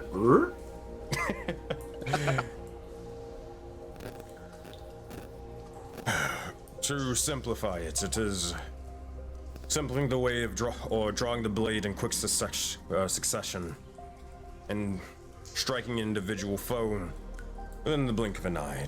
Again, in very, very simplistic sort of terms. This is what you've seen through the likes of Azora when him and the other individual decided to hold for a moment and then eventually striking. It is the practice of waiting for your opponent's ever so slightest movements and then immediately reacting towards it. You are the quickest one, well, the most dexterous one out of the entire group, as well as you wielding the likes of lightning to charge your sort of strikes. I'll need you to run through the same sort of exercise as much as you possibly can with the likes of Azora, while I help other ways. Can you do this? Gore will do what it takes to help the quick one. Anything that gets me closer to killing Heliod.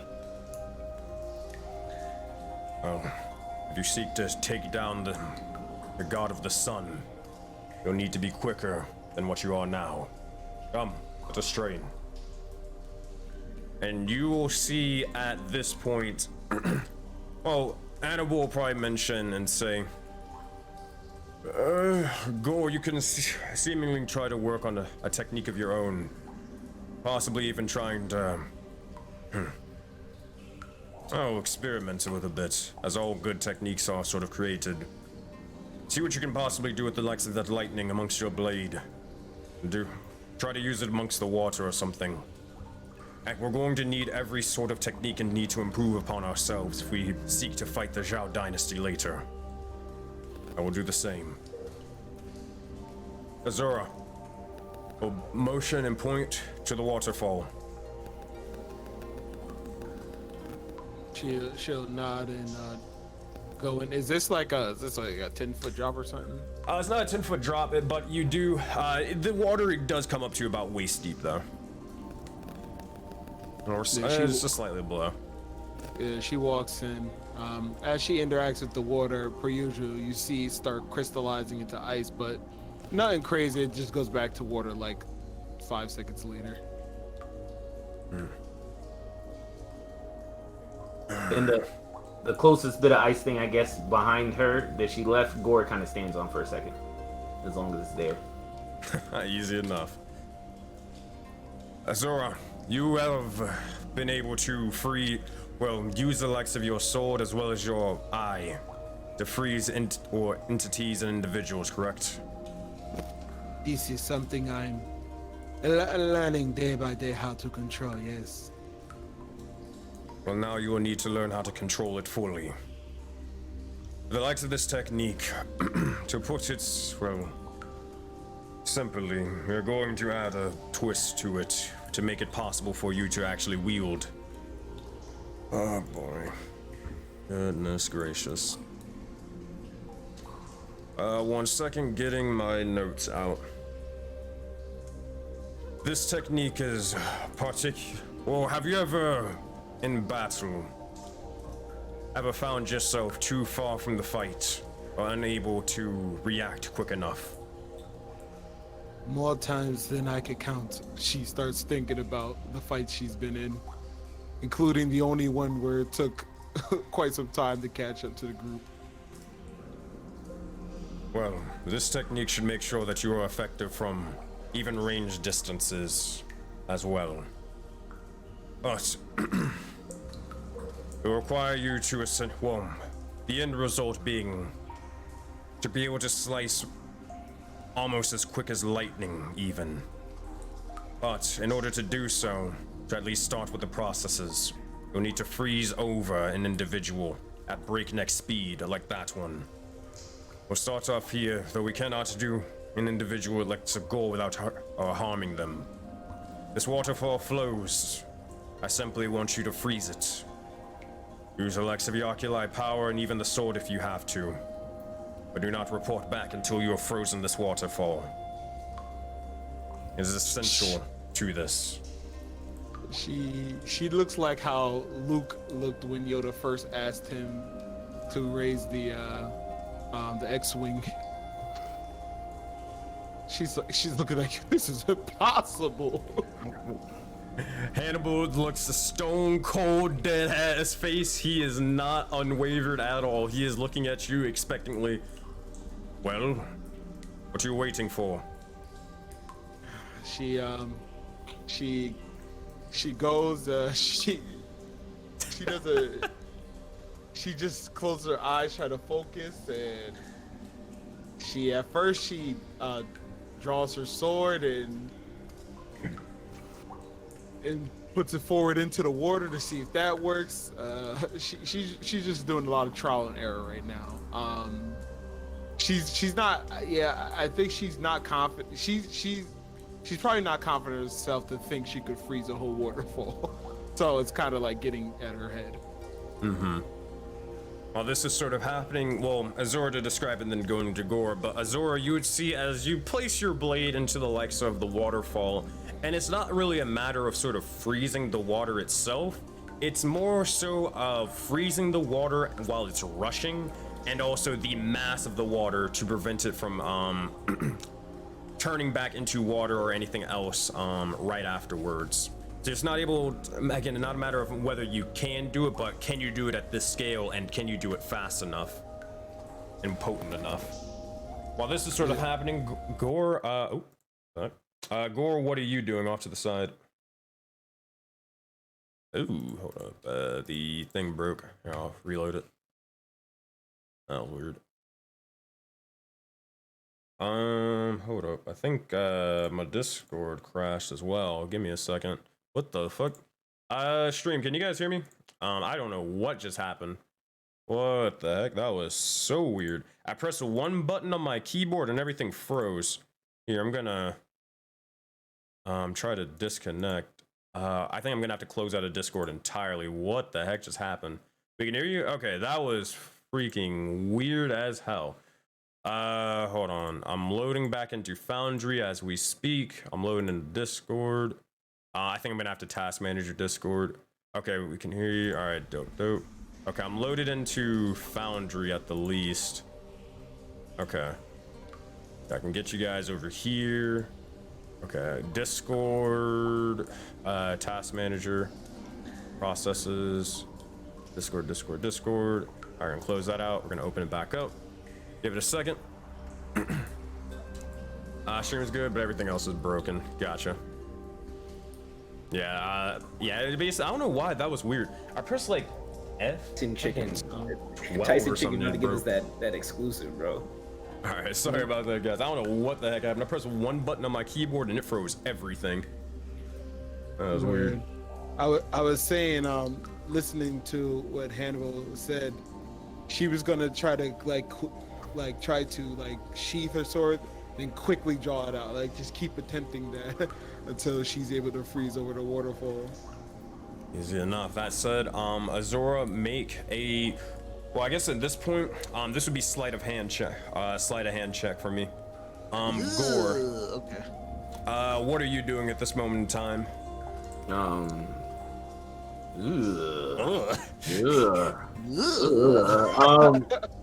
Gore would be like, at first he would be like, quick one, you've laid waste to many things easier than water. And he'd click his crimson right, because he would just get to it, and he would kind of just give himself like a cut across the chest, and he'd be like, let me bring that D4. So I'll take that 1d4 damage. That roll that. We'll take that full 4. Full 4. I got the health. All right, bet. And he'd be like, showing he's like cut a little deep, bleeding out, and be like, observant one, what must I do? And the little lightning bolts are starting to like zap around his hands and around his eyes. He's ready to do what it takes to get it done. Where you go, do not necessarily need to freeze the waterfall. Your training will come into play in the second phase of this. However, you may still try and learn something if you may. Try to see if you can connect the legs of the lightning and the water itself to make it spread and electrocute multiple, possibly or electrocute multiple individuals at once, rather than a singular target. Also, while you're doing that, give me 2 seconds, gotta think of raid.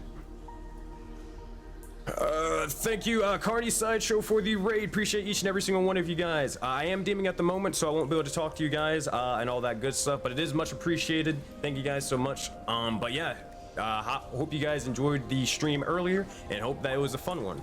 That being said, again, I gotta focus on the game, so I'll have to see you guys and talk to you all later at the end. Bye, guys, and have a good one. Have a good one. Oh man. All right, there we go. That said, Gore, if you're saying anything, you can just pretty much repeat it. And he would be like, an observant one, what targets do you want me to hit? We'll see as he looks over, look towards the likes of the sort of wood around, looks towards the bushes and such. We'll see and look towards this sort of bit of wood off to the ground over here. See if you can strike that piece of wood while it wades in the legs of the water. See if you can connect the lightning energy and manipulate it in a way such where it traverses towards this wood and then the third.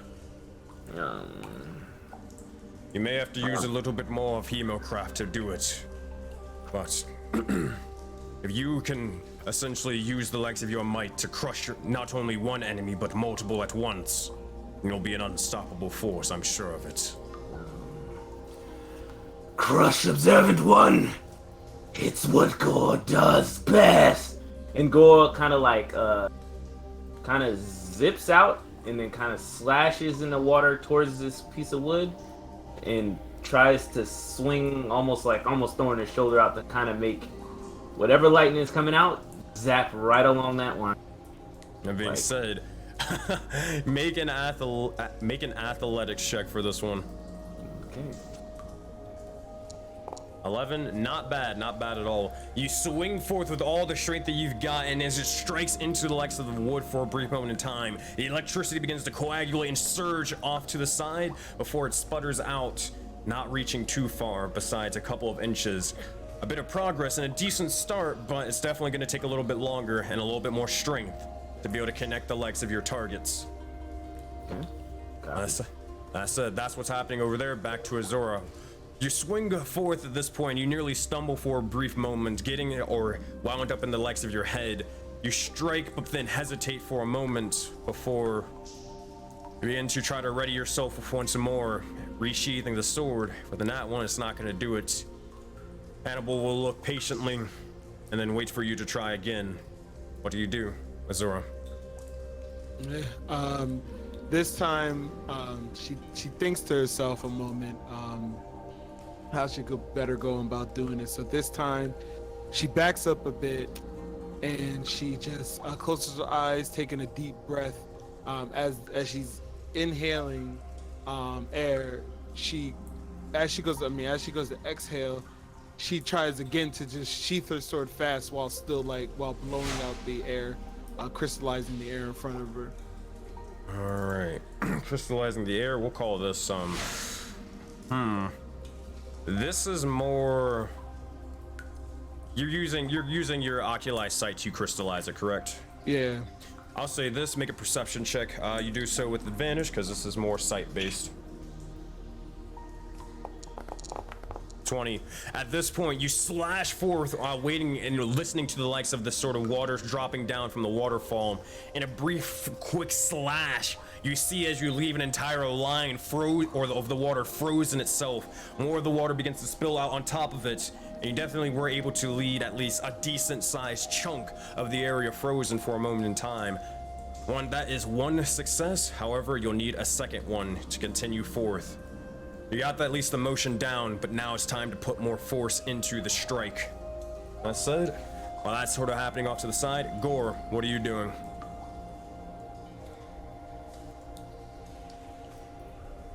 Oh, you're muted if you're saying something.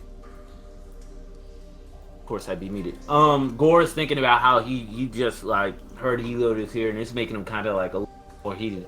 And he was like, "No, Phoenix, you're trying to bless me.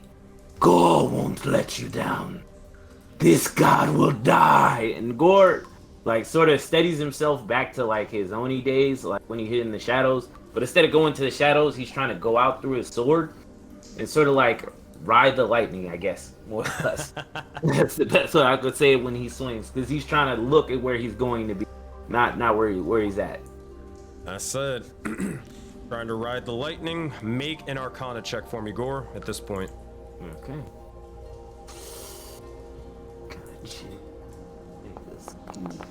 These 11s, boy. 11. You try to ride the lightning, seeing yourself striking forth into the fray, and you see as it gets a little bit closer to the secondary piece of wood. However, it's just not able to do it. You know that you're going to need more strength before you're able to master this sort of technique. Regardless, you keep trying and striking towards this individual, but while these two are training off to the side, return back to the likes of our heroes at the southern portion of this map, in this cave. Agni, Zaman, Korra, and Adidark, what are you four doing as you wait and reside for your allies to come back?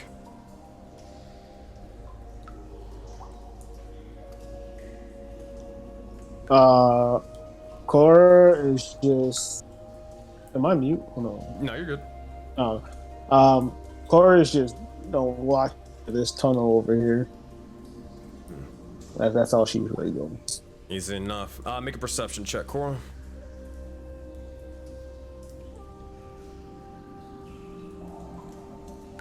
Shit. She's also writing in her journal also. Easy enough. 23. So with the 23, you're sort of looking off to the side. You don't really seem to see much of anything. But one thing that definitely throws you off for some strange reason is you see just a little bit larger than normal spider of the sorts. It seems to have this strange green glowing eyes. And it's just sort of walking amongst the cave, and it seems to be staring directly at you. How far does it look? Roughly 5, 10, 15, 20, about 20-ish feet away. So Korra would tell, he's not even nearby. I guess Adidark, because I think he's the closest. To keep a lookout, there's spiders in the cave. I'm sorry, my forge is a little acting up. Spiders? Yeah. Spiders in the cave. What kind of? Can I get a quick look at what that spider looks like, real quick? Sure, if you want to.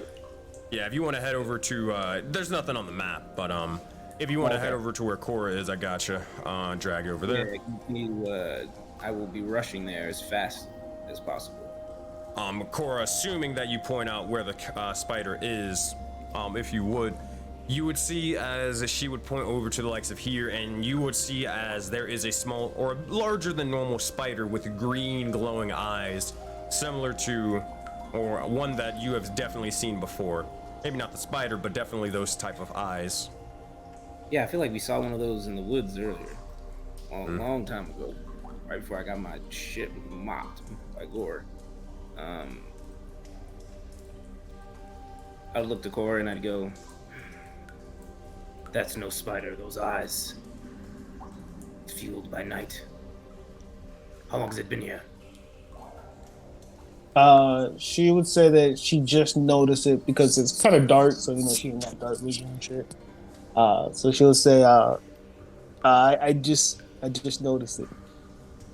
There could be more.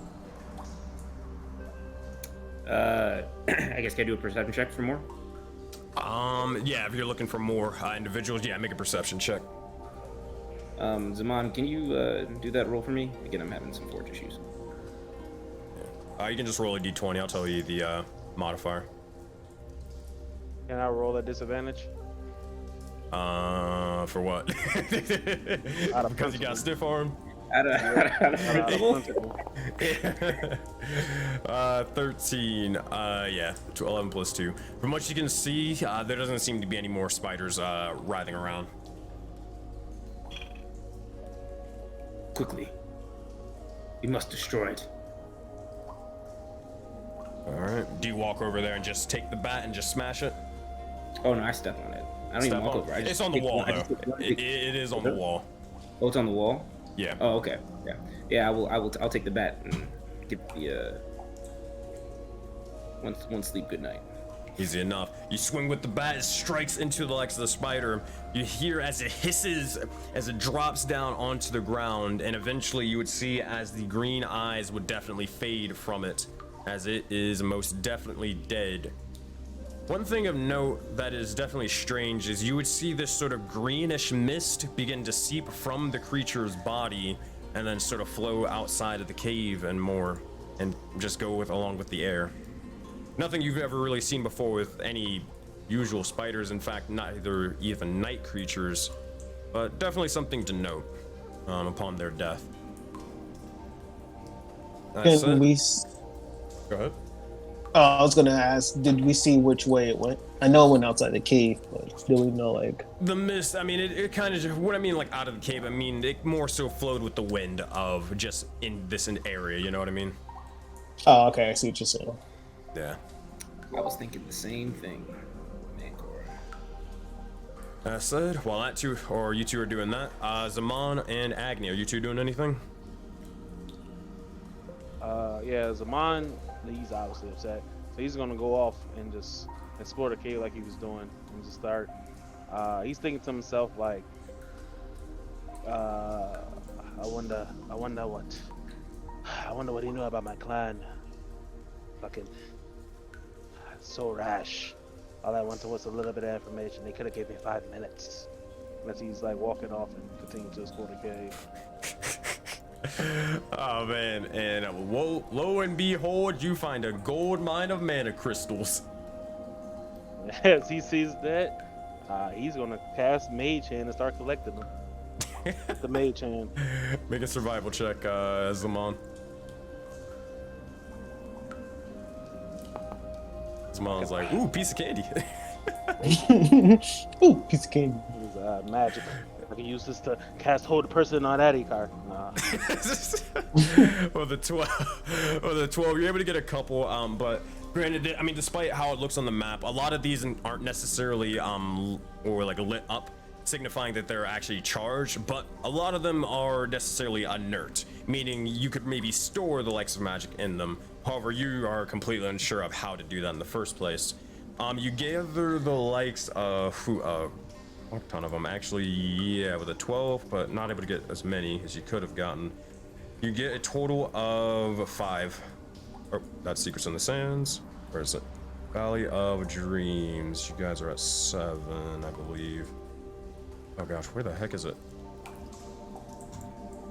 I said 5 mana crystals. Well, 5 quote-unquote mana crystals, but I mean more so 5 stocks of mana. Copy. Let me. My forge look like it crashed. Let me. Yeah, Forge has been acting weird for all of the games recently. This entire week has been acting very, very strange. I don't know why though. I'm gonna look into that before, you know, the next arc. Copy.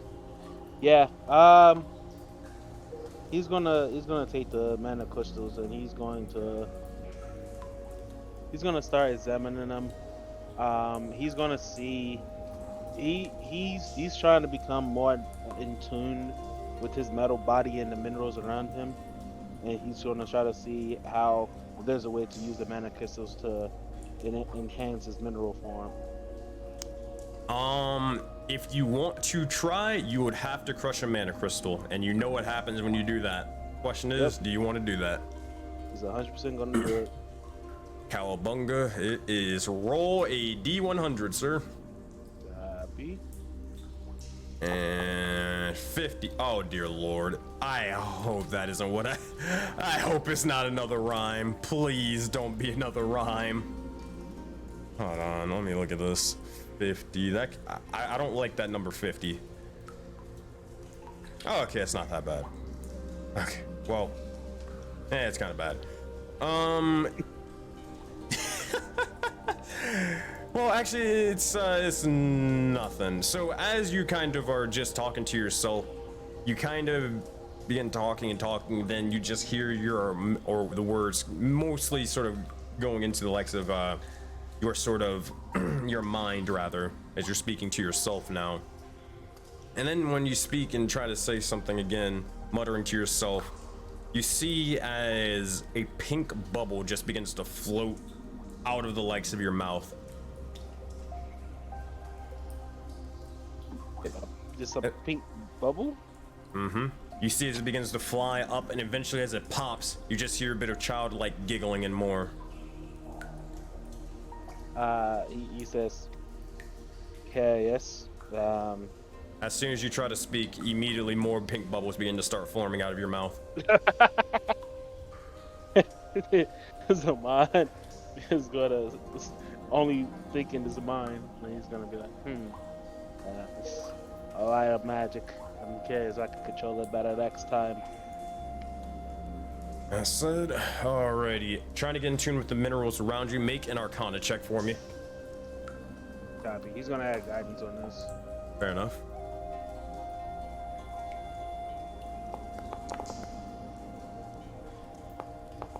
Yeesh. 16, not bad. As you begin to do so, you sit there and trying to get in tune with the likes of the minerals around, and for a brief moment, you do see as nothing necessarily begins to sort of move or anything like that. Maybe an ever slight shift and the rocks around, but nothing more than that. But as this is sort of occurring, you begin to just start hearing whispers of the sorts. You look around almost instinctively to see who is there, but you see no one or nothing.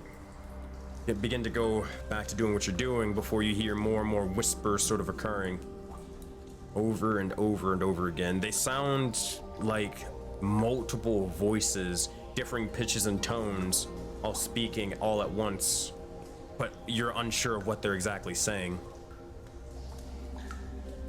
He thinking that the mana crystal kind of triggered this, he's gonna try to get in tune again. He's gonna crush another mana crystal and see if he can hear the voices clearer. Roll a D100, and while you're doing that, return towards the likes of Agni. What are you doing off to the side? Agni's actually taking his short rest, so he's kind of relaxing a little, and as he normally does when he takes a short rest, he is kind of just polishing his scythe and then sharpening it. And as he does so, he gets lost for a few minutes, just kind of looking at Philo, looking at the nature that's kind of growing in this cave, where he wasn't expecting it. And as he comes to, he does want to call Mao over to talk with him for a second. Easy enough. As you do, you get the attention of Mao, and we'll begin to start walking over. Mao, two questions. Well, more of one question and a favor to ask. Agni's going to pull out the damaged cat once again and kind of look at it and look at Mao. So before you do that, he'll just walk over and say, "Sure, what's up, boss?" And he'll look over towards the cat and he'll just say, "Oh yeah, that thing was in the tower, right?" Yes, unfortunately, Trog had to pick between, well, an object in your life, and your life was valued much higher. So, if you have some free time in the future, could you please try repairing it once more?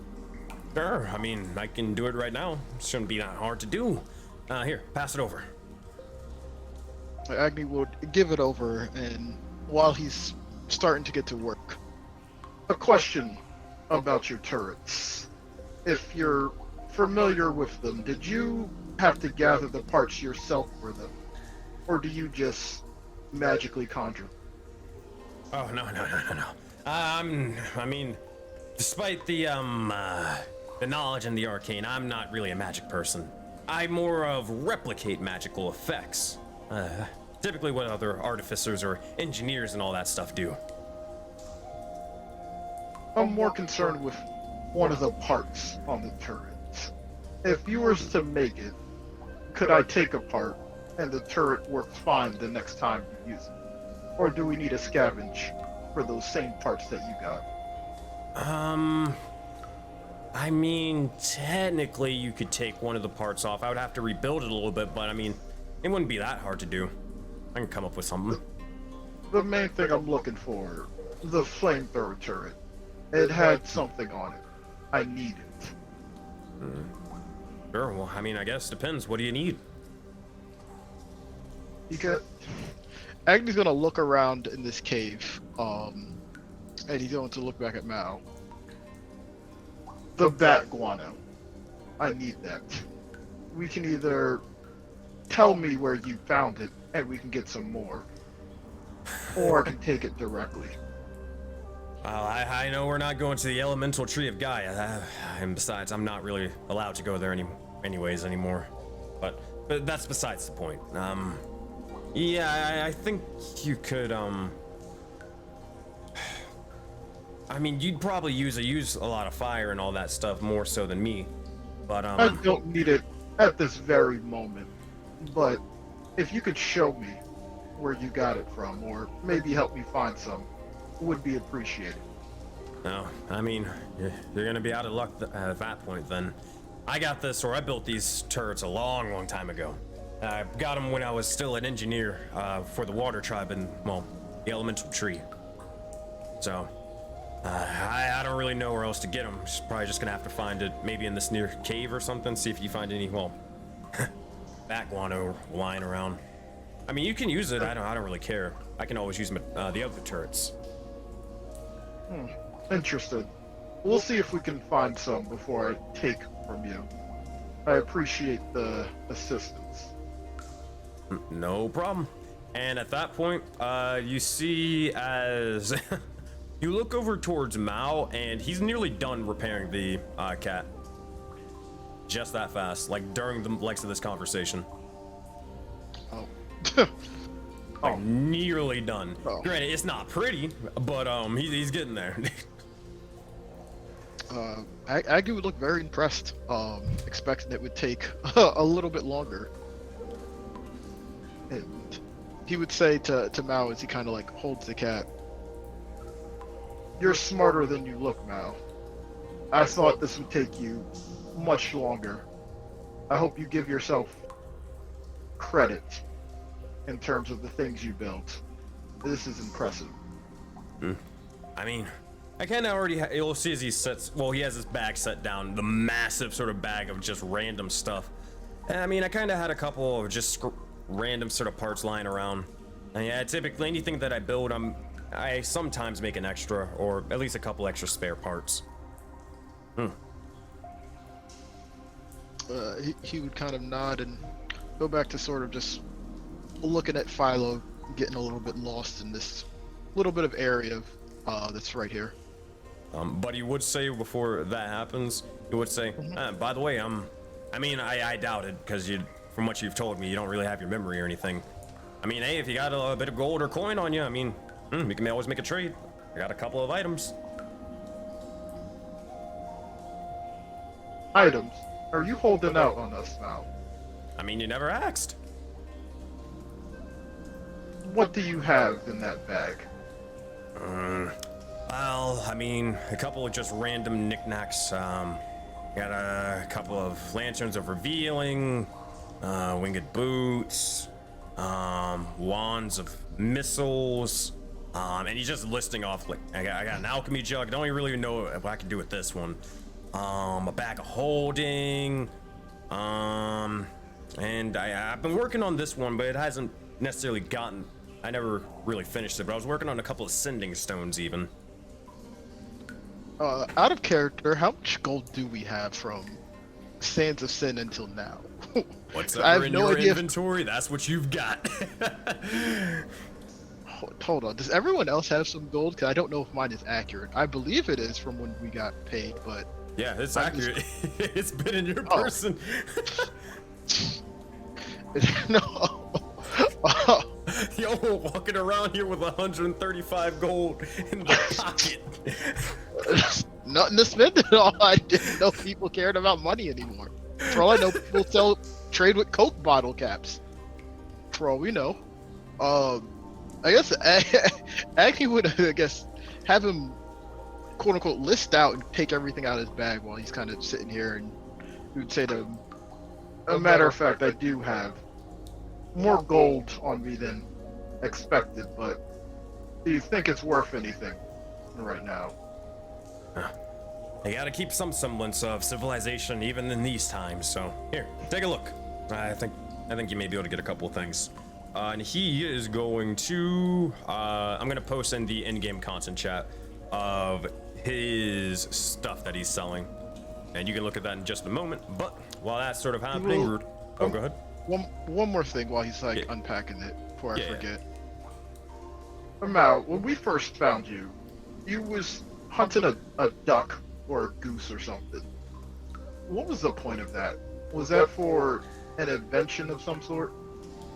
Well, I wasn't hunting down a goose or a duck. It was more so that was, well, for lack of better naming things, I mean, that was just Frank.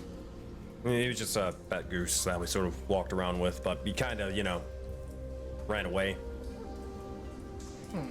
He didn't really like being in the bag. Learned that one the hard way. Could have swore Gore was going to eat that goose, but hopefully he's better now. I don't think we knew any better. Yeah, well, it's fair. It's fine. Besides, you guys helped me with my sort of journey and quest, so it's all good. That said, while that's happening over here, meanwhile, towards the north, Hannibal is with Azora and Gore. Azora, what are you doing? Yeah, so seeing how she got it frozen this time, parts of this time, now she's thinking she just needs to apply more strength. So she stands back a little bit more, and this time, as she goes to swing her sword, she's swinging it with force, but she's applying it in a way where, from the moment she takes out the hilt and then. Let me try to act this out real quick. Hold on.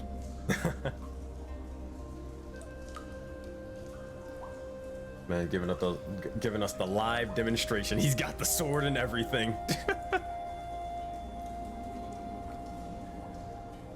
Oh man. So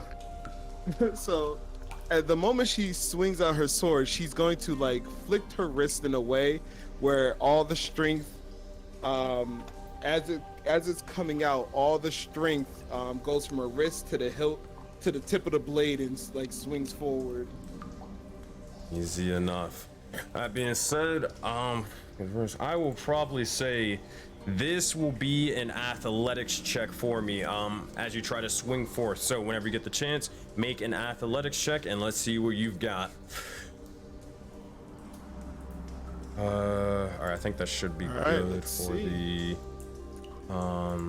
thing. Alright, there we go. It's an in-game content chat. God damn, with a nat 20. Oh man, you love to see it. As this begins to happen, it's because Max, I'm messing with the in-game content chat in Discord.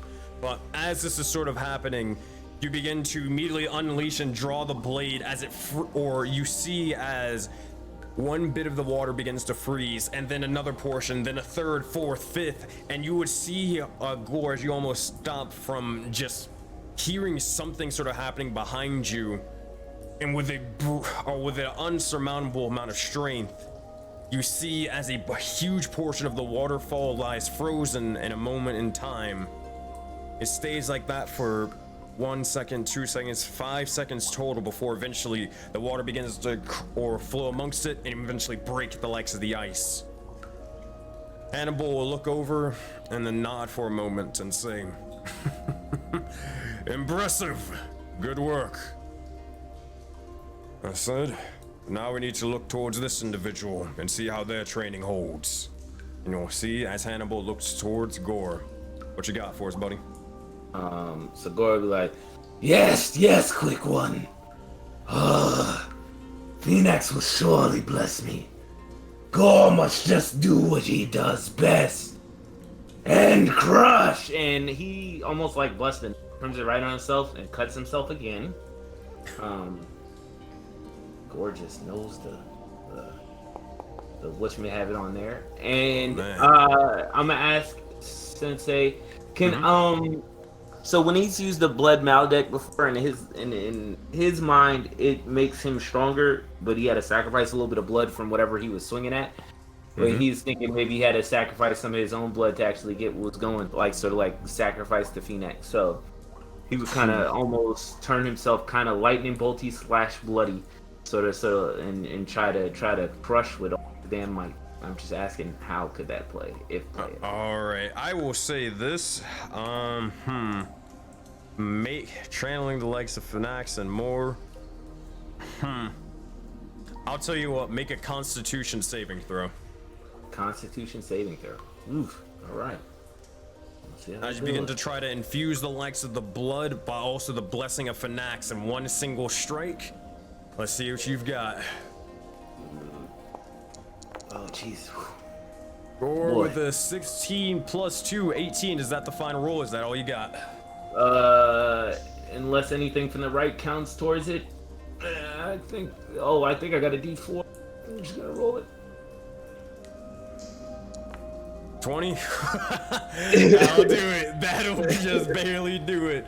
You see as you begin to strike out towards the water for a brief moment in time, and you see as you begin to try to infuse the likes of the blood energy, the blue or the lightning that typically is blue in nature begins to actually change and shift to more of an eldritch reddish energy. Mixing the likes of blood and lightning, turning it into this sort of blood lightning. It surged amongst the first bit of wood, striking into it, nearly severing it in half. Then the second, and then immediately towards the third. Definitely an impressive display, as you have been blessed by the god of Phoenix, patron deity of the Red Orcs. Bless. And Gore would have kind of like, he would have yelled out, "Crush" with all his might, and it might have echoed all. Hearing it all the way down the hall. Yeah, anybody like in the cave, because it would definitely echo for a bit. You would swear you would hear "crush" from all the way down here, especially you, Zaman, being right beside it. You hear Zaman in his mind says, "I wish that God just shut up." Haters gonna hate, bro. Haters gonna hate.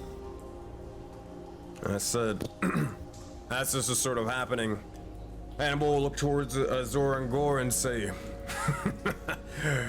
"Well done, you two. Well done. Now, time for the second part. We'll probably only have enough time for this, and we'll have to continue our training for this later.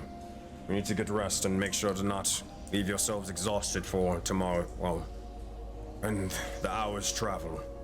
Come, towards the surface." Actually, better yet, he'll bring you over towards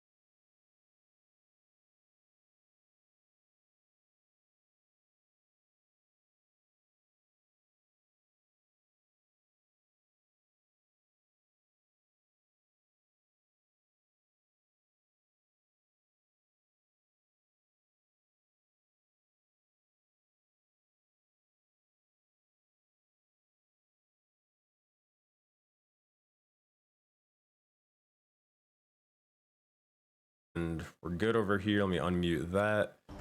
Let me go over here. That should be fixed. Okay, I think we're good now. I think we're back live and all that. That was freaking weird. I don't even know what I did. I think I just was moving over towards Zaman or something. No, I was moving Hannibal and it just said, nah, I don't feel like it. Okay. No, I opened up Microsoft OneNote and then everything crashed. It's been like acting up whenever I try to open it. It just crashes and then opens right back again. It is very weird. All right, that said, here we go.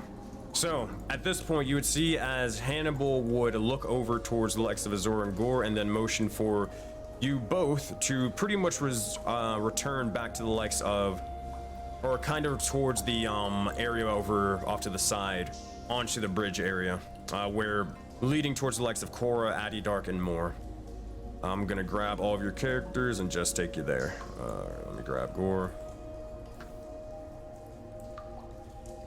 Throw you over here, and eventually throw you over here. There you go.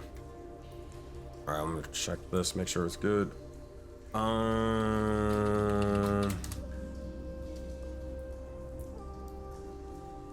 right. So at this point, Hannibal traveling over off to the side, you would see as he would stand onto the bridge and say, "Now, it is time for the likes of VI Jutsu. Azor, as I mentioned before, well, you were able to strike the one individual during the fight, and you were able to land a significant blow. But you need to make sure that when you strike with purpose, and you strike to kill. Gore, you are a tough individual, and I expect you to do the same. Can you do this?" Gore would be like, "Of course." Good. However, you will need to necessarily hone in and make sure to not only utilize the likes of your strength, but more so listen to everything around you, utilizing every sort of sense, as well as analyzing every sort of movement and even breath, not only of yourself, but especially your opponent. Their slight shift in movement, their final breath will be the when you decide to strike. That said, you'll see as Hannibal will begin to more sort of look off to, or get off to the side, allowing you some space, and then saying, "In your ready positions, draw your blades, or keep them sheathed if you must, whichever one you are most comfortable with."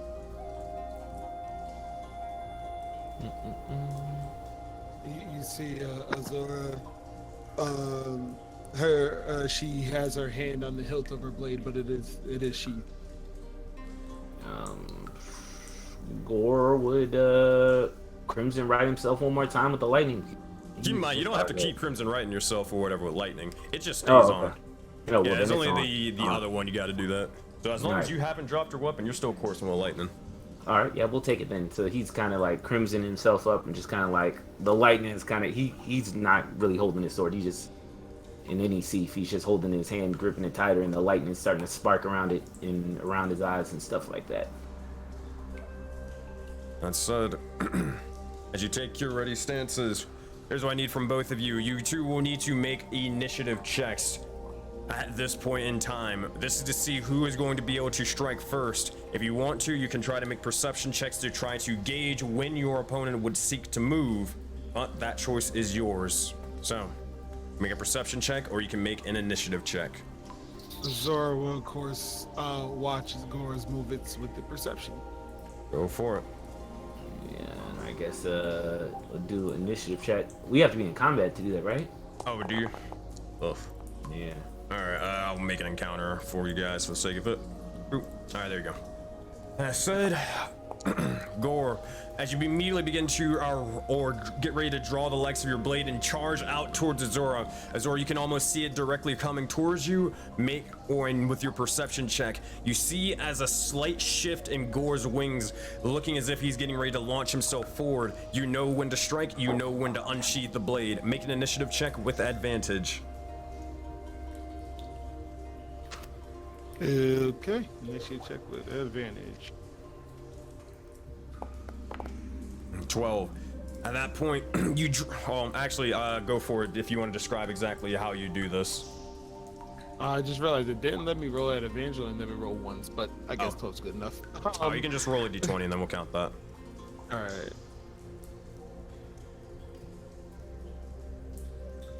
You have a plus. Okay, 12 it is. Yeah, 12 it is. So as she sees Gore striking out, she breathes out, like exhales a little bit, and begins to draw his blade before he even gets the chance to strike at her. That being said, do you just hold the blade like at his neck to just sort of stop him, or do you actually swing? I'm going off with that. Hannibal said she's striking with purpose, so she's gonna swing to knock him out. Like, of course, not swing to kill him. Yeah, of course.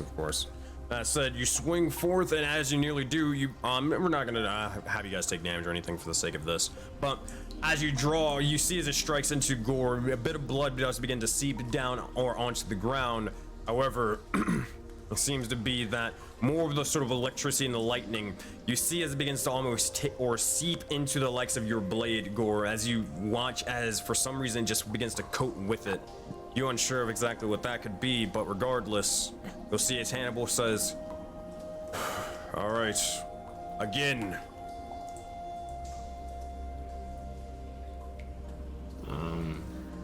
And Gore like, quick one, I'd expect nothing less.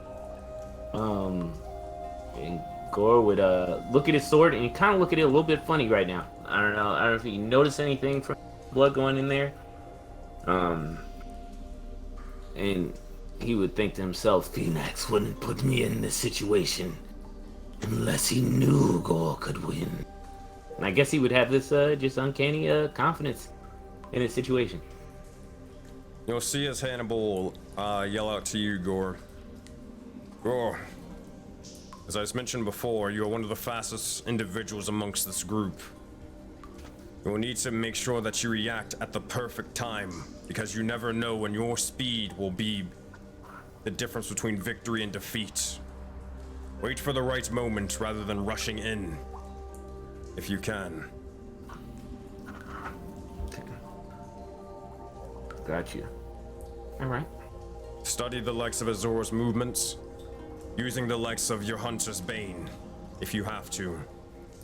Then, when she even slightly moves or breathes wrong, draw your blade and strike her. Alright, both of you guys can make perception checks if you wish. If not, roll for initiative once more. I will end this thing and then re-add it.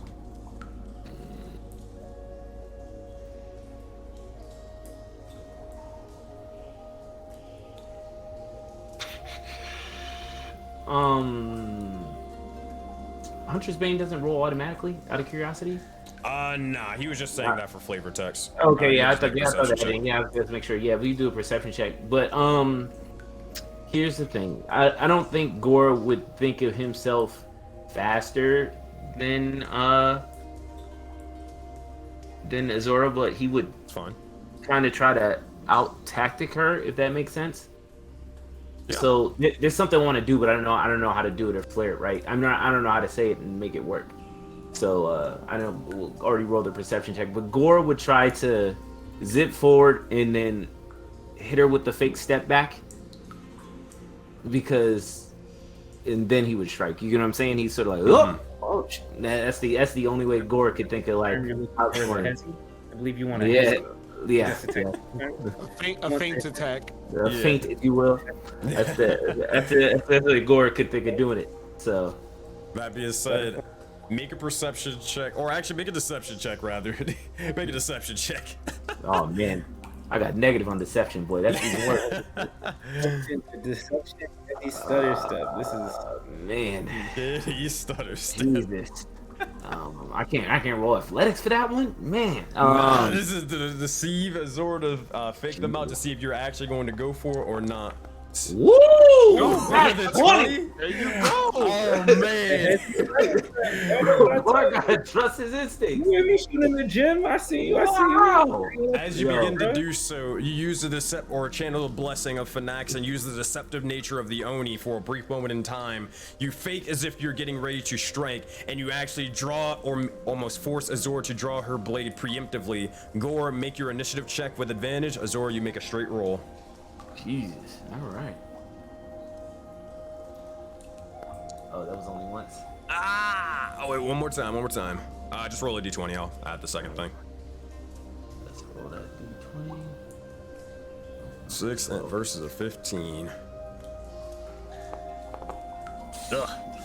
7 plus 3 will be a 10. Despite that, Gore, as you begin to try to rush over and strike towards them, your blades nearly meet for a brief moment in time, but it seems that Azor sees that you begin to hesitate for a moment, and I guess, Azor, you do win the sort of clash. Describe how you do this. So as Agora does apply that feint attack, Azora is thrown off for a second, but again, her oculi sight does give her advantage in this regard. So even though she was thrown off, she quickly sees when he comes in again, and she just kind of like sidesteps sideways and again hits him with the hilt. Being said, as this begins to happen, Gore, you strike out or try to strike out towards them, and you see as a bit more and more of the blood begins to sort of form. Azora, as you strike towards Gore with the hilt of the blade, you see as a bit of this sort of blood lightning begins to course amongst your blade for a brief moment in time. Gore, more and more of the blood seeps onto the blade, and you see as it begins to turn this strange sort of crimson red for a brief moment in time. With that, see as Hannibal, or as you begin to sort of separate, Hannibal will begin to say, "Good, you two are doing well. That being said, it seems to be that, well, you two are gaining something out of this. Gore, look towards your blade." Gore looks at it and be like, "Is this the blessing Phoenix chose to Gore? What is this observant one?" It is a way to, it's not really known too much, but when you channel the likes of Fury into the blade, using the likes of Hemocraft and blood magic, on occasion you can sometimes utilize it to seep blood or other life essence into yourself. Seems to be that's what you are doing right now. Have you ever done? I assumed you have never done it before. These are all new gifts, observant one. I'd call it a blessing of Hemocraft, but if it makes you feel better, you can call it a blessing of Phonax, as his tactics do ring true in some forms of a blood hunter. And Gore would almost smile. This day does go with winds. Observant one, how? Like he's just more curious how to use it, but yeah. A topic for another time. Gather forth, we must get going and rest before we travel forth through Filer's home. See, as he's sort of walking, he'll look towards Azora, and kind of just walking and talking, with both of you, and just saying, Azora, it seems to be that,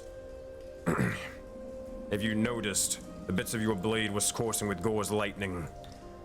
It seemed to be, if you didn't, well, it seemed to be that you were able to almost control it for a brief moment in time. With a bit more work and practice, we'll be able to master this sort of technique, but I'm sure it will be a moment. She says, "We will keep training. This is something I look forward to." But or at least state what you are looking for. This is the end result. And you'll see as Hannibal will begin to walk inside and begin to, again, still taking off his shoes and more, but will begin to walk inside his little sort of for the most part, home.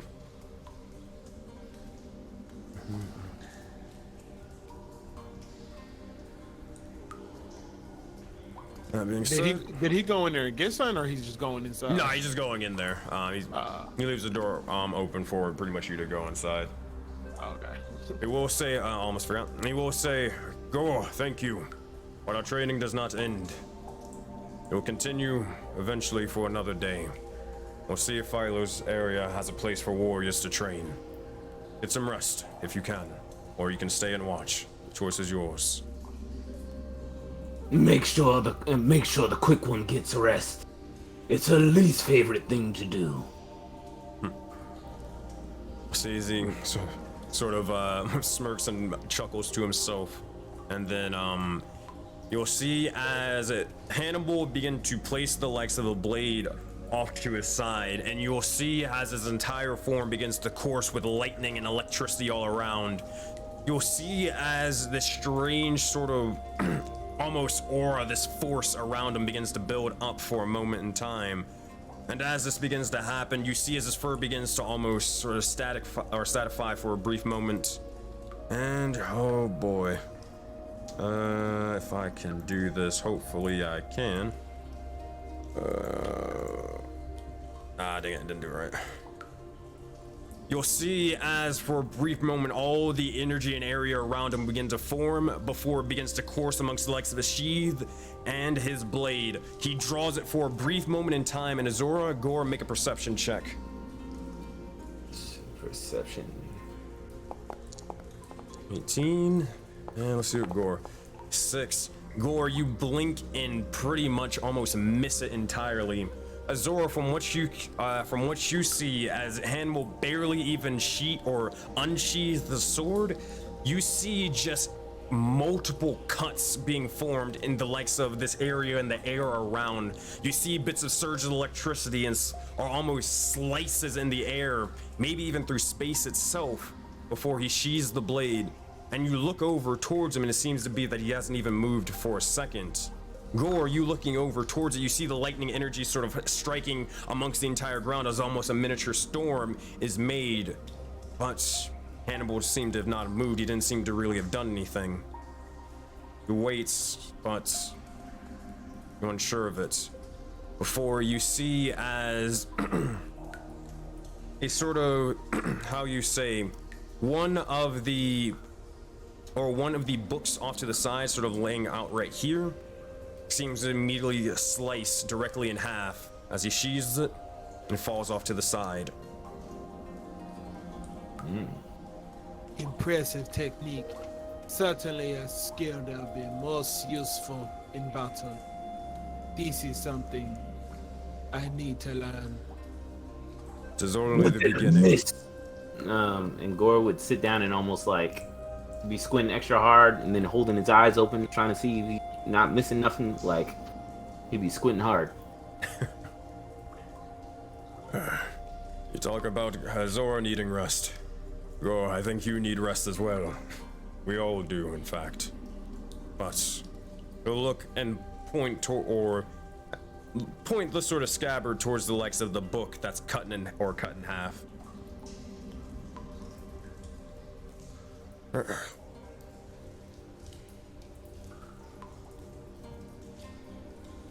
I said, all right, I'll rest here. Moment. You guys can pick a spot. I do not care. You can go sleep. That's my place. No. I said he will put the likes of his sword up into this area right here, and then he will go to rest. That said, is there anything? Here we go. Zaman, you are still with the mana crystals over here off to the side. Zaman, make another Arcana check for me. Copy. I rolled a 86 by the way. I'm going to use guidance again on this one. Wait, did you say 86? Yeah. Yeah, for the wild magic. I'm like, an Arcana check, you made an 86. I'm like, wait, what? Huh? Zaman's a god now, in case you didn't know. I see. Okay, and then this one. Arcana check, 22. I had that D4 too, so 25. Oh my god.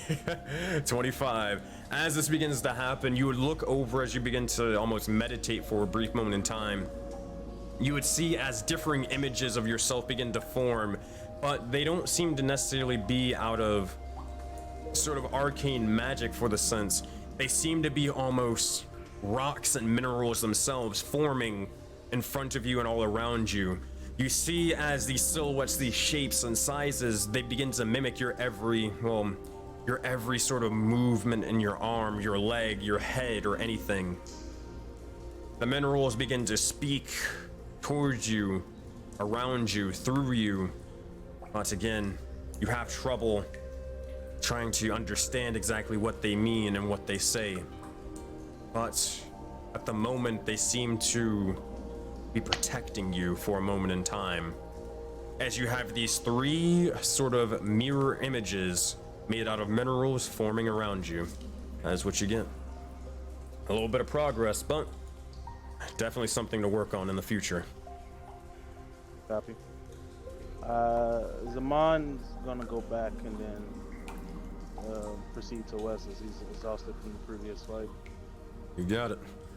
As said, is there anything else anybody is trying to do before the long rest, or do we go to the long rest?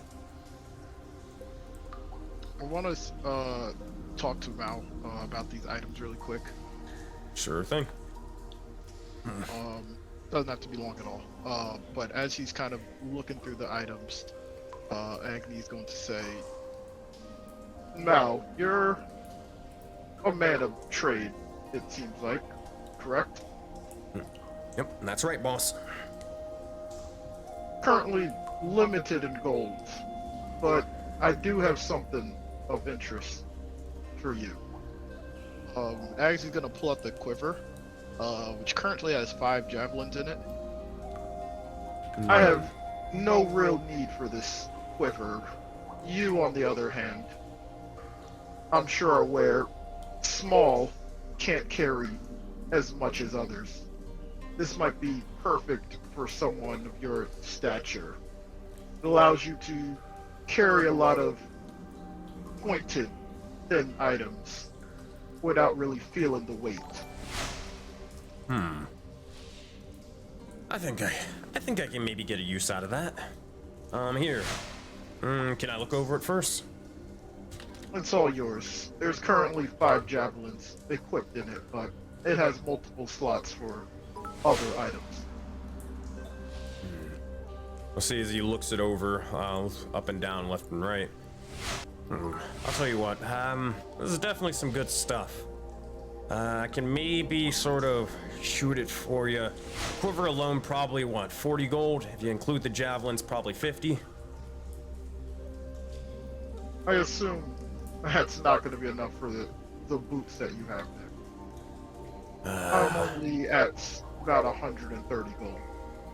130 gold, huh?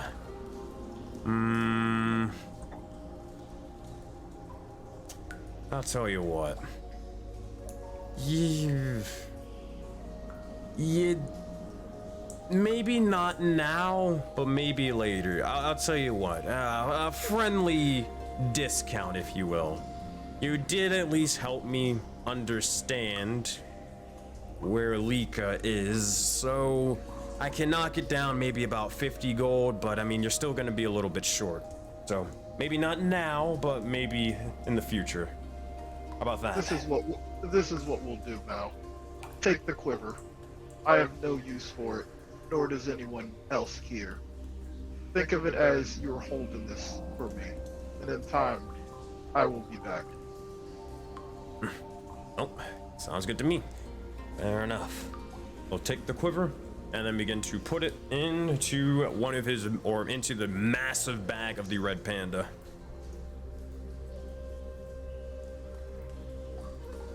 Yeah, that's it for me. All right. Is there anything else from anybody, or is that all? That's it for me. I'm good. Alrighty, so as this begins to occur, you all begin to bed down for a long night's rest and more. Though you guys begin to reflect on all your adventures leading up to this moment, some of you reflecting on the battles that you partook in, as well as some of even the sort of strange unknowns that you have discovered. Regardless, rest comes to you all, and you all gain the benefits of a long rest. Alright, everybody can hit that button, and you can gain all your spell slots and abilities back, and all your health. Do that for the NPCs.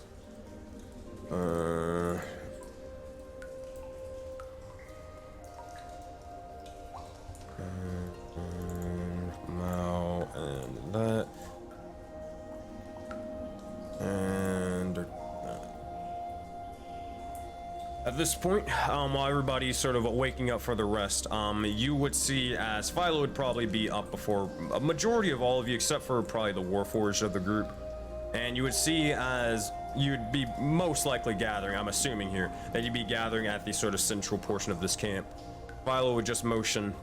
I told my colony that to expect us, and that we'd be arriving, so no alarms would be necessary. I trust that this isn't an issue.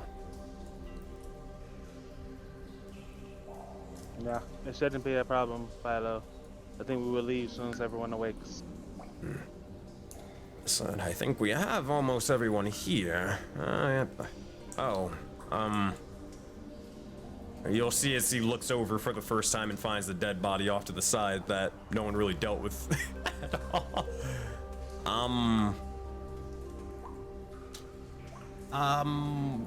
Should we do something about that? Perhaps it is a good idea to sprout mushrooms around it to help decompose. From death, new life can spring. You just sees Amon obviously angered again. He's quiet. Hannibal, he'll look over to Hannibal and he'll just nod. It's just fine. We'll watch over as Philo will begin to bend down towards them, and you'll see as we'll begin to spread a bit of noxious fumes, and bits of mushrooms will begin to form onto this person, and slowly rapidly continue the decomposing process. That's it. Philo will look up and say, "All right, well, let's get to move on, shall we?"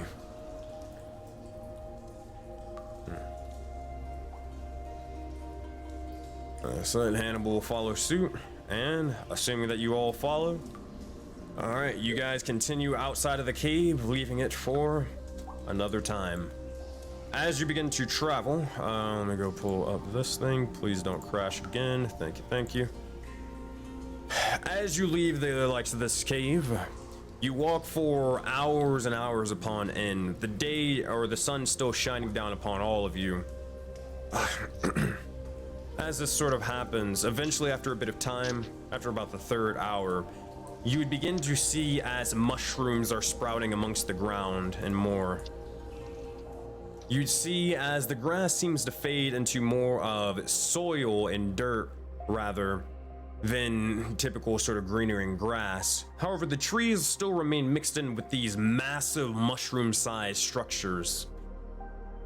As you all approach, eventually you hear the likes of, or hear the sounds of multiple voices yelling, laughing, and enjoying their day-to-day lives for the most part. You all look around and you begin to see farms, even stalls about, bridges over water, and multiple mushroom buildings. And for the first time in a long, long time, something that you saw that was almost never even possible. You see an actual village, a civilization teeming with life in a remote, secluded area of Voden. As you guys all see this map. Oh boy. Hold on, give me 1 second. And let me move over to here. It's gonna be something. Alright, this is gonna be something of a map. Shout out to Reverend Panda for making this one. This is something, my friends. This is something. Yeesh. Oh boy.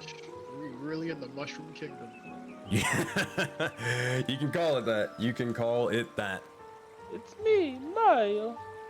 That said, you'll see as you begin to approach, you look about and you see children playing before 3 of them in particular begin to point out towards Philo and just rush over, sprinting off to the side and immediately hug them. You see as they're definitely smaller individuals of the sort, standing only at about 2 feet, maybe 3 feet tall, if even that. But they seem to reside in having different sort of mushrooms, sort of caps and more. You see as Philo picks pretty much all of them up with their sort of gargantuan size and embraces them before sort of chuckling and laughing to himself. As this sort of happens, you'll see as he sets them down and begins to look over towards all of you and just say, and you definitely see as there is a big bright smile on Philo's face as he says, "Welcome, knights. This is my home. This is my colony. Where I grew up."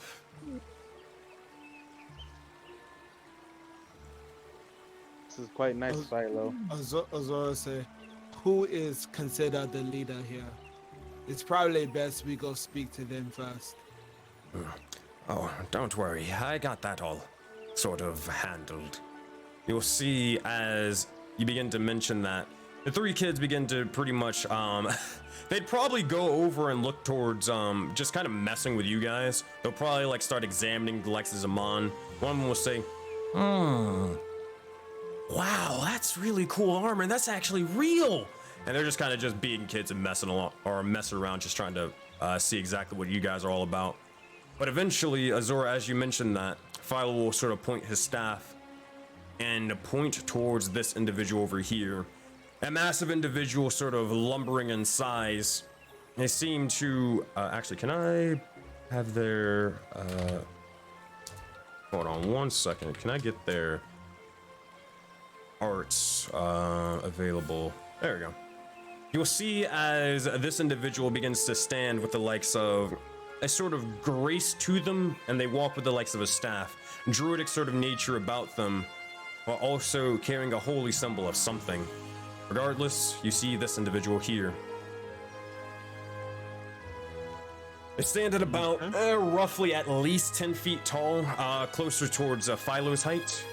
But regardless, they begin to walk over with the likes of another individual at their side. This one seeming to definitely be a warrior-like mushroom with a giant sort of hat off to the side and a giant blade sort of sheathed. A little bit of a cloak and more, but a massive scar going across their the top of their mushroom and also their eye as you see this individual. Oh, I didn't show the full art, but it's all good. I said, you'll see as they approach and they'll begin to say, Philo! It seems to be that you have finally returned back to your colony, it seems. Are these the, I'll look you up and down. Are these the Voden Knights, were you called? Azora motions towards Agni. Yeah, I just got loaded in. My bad. It's all good. He would. How tall is this guy again? He is roughly 10 feet tall at the least. Okay. Yes, we are the Voden Knights. We have escorted Philo here. You can refer to me as War Chief Agni. Your name? War Chief. Oh, well, Chief Agni. I am Ido. And that is I-D-O. Simple as that. I am the advisor for the elder of our colony of the sorts. You'll see as the individual begin to look you up and down, all of you even just sort of scanning, and he is going to he doesn't have it, so we'll just make an insight check for this. 4. All right, not able to get much. Seems definitely make an insight check, Azora, Agni. Well, actually, yeah, anybody looking towards this individual. Hey, we're talking to him, so.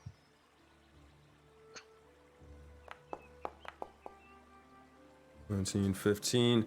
Azora and Agni, you would look over to them. You two, especially Cora. Yeah, you would definitely know. You actually get a little bit more information. But Azora and Agni, you would see as this individual, they look every last one of you down, and they definitely have sort of. They seem to be not necessarily scared, but they seem to be a little bit more reserved and a little bit not necessarily judgmental, but unsure of what you guys are capable of. Cora, with what you see as a 20, you see as the individual, it's not necessarily scared, it's more of concerned of necessarily the way of how you all look, how you're well armed, and also very, very powerful looking, and it kind of worries them maybe that you could possibly be bandits or individuals not of necessarily of good nature, especially with the demon turtle over there with the horns and, you know, the muzzle. It's not looking good right now. Devil turtle. Devil turtle, my bad. Gotta make sure of that.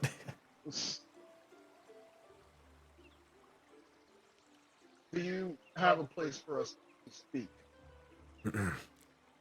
Yes, right this way. Here. We already set up a meeting with the likes of the other sort of advisors. Perfect. The rest of us will introduce ourselves as we get it. Alright, that said, if you guys are all gathering forth, I will drag all of your tokens unless anybody is doing anything else. Addy Dark, Zaman, Cora, Gore, any of you? No, I'll go with the swan. Yeah, just found one. Alright, simple as that. You'll see as... I'm gonna drag all your tokens over here if that's fine. And then I'm gonna just bring it all together. This way. Boom and boom. You'll see as the warrior-looking individual, they don't seem to say much of anything, but they seem to just sort of keep a watchful eye on all of you. At this point, you guys would all look around and you would see as there are a handful of myconid individuals sort of tending to, well, day-to-day life. You see as there are farms and more being tended to, and crops. You'll notice as some children are sort of playing like the likes of hopscotch and more off to the side. Others are sort of residing, embedding themselves into the ground. But regardless, you see as there's even bits of trade here and more. An actual, again, teeming civilization for the most part, but a peaceful one despite in this small sort of corner of the world. As sort of happens, you begin to all walk over the likes of this bridge before eventually arriving towards the biggest sort of mushroom area in this sort of village. It's still being one story, but you see as there are multiple windows, or not necessarily windows, but there's not really glass here, but there's sort of openings off to the side. That said, you will see as this individual begin to march in forth. And as they do, you begin to see as there are two individuals waiting for your sort of appearance. See as this individual will begin to probably sit right here. That said, you guys can move your characters inside and do as you wish. I'll get into that as you do.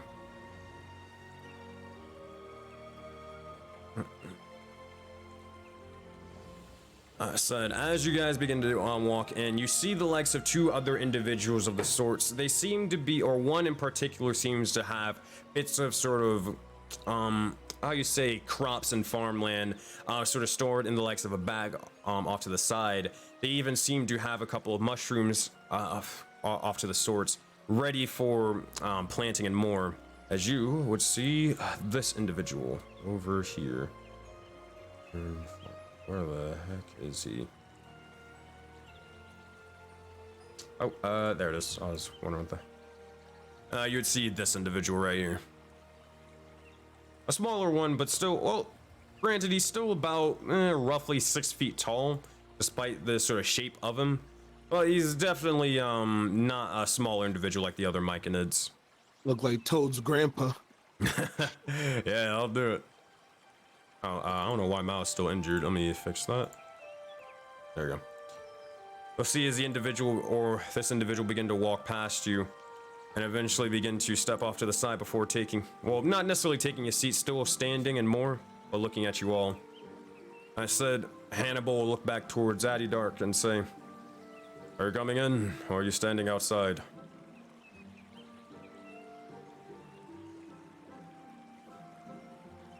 Nice.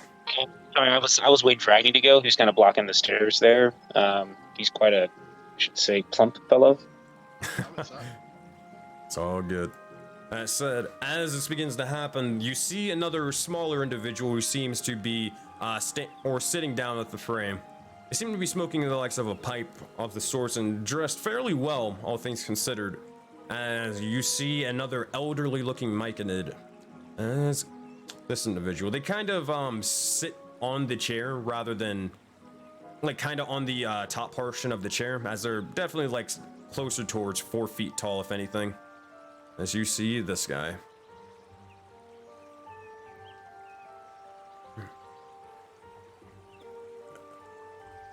I said, as this happens, you'll see as they begin to speak. Oh, well, this is quite the crew, if I do say so myself. Philo, you did not oversell this.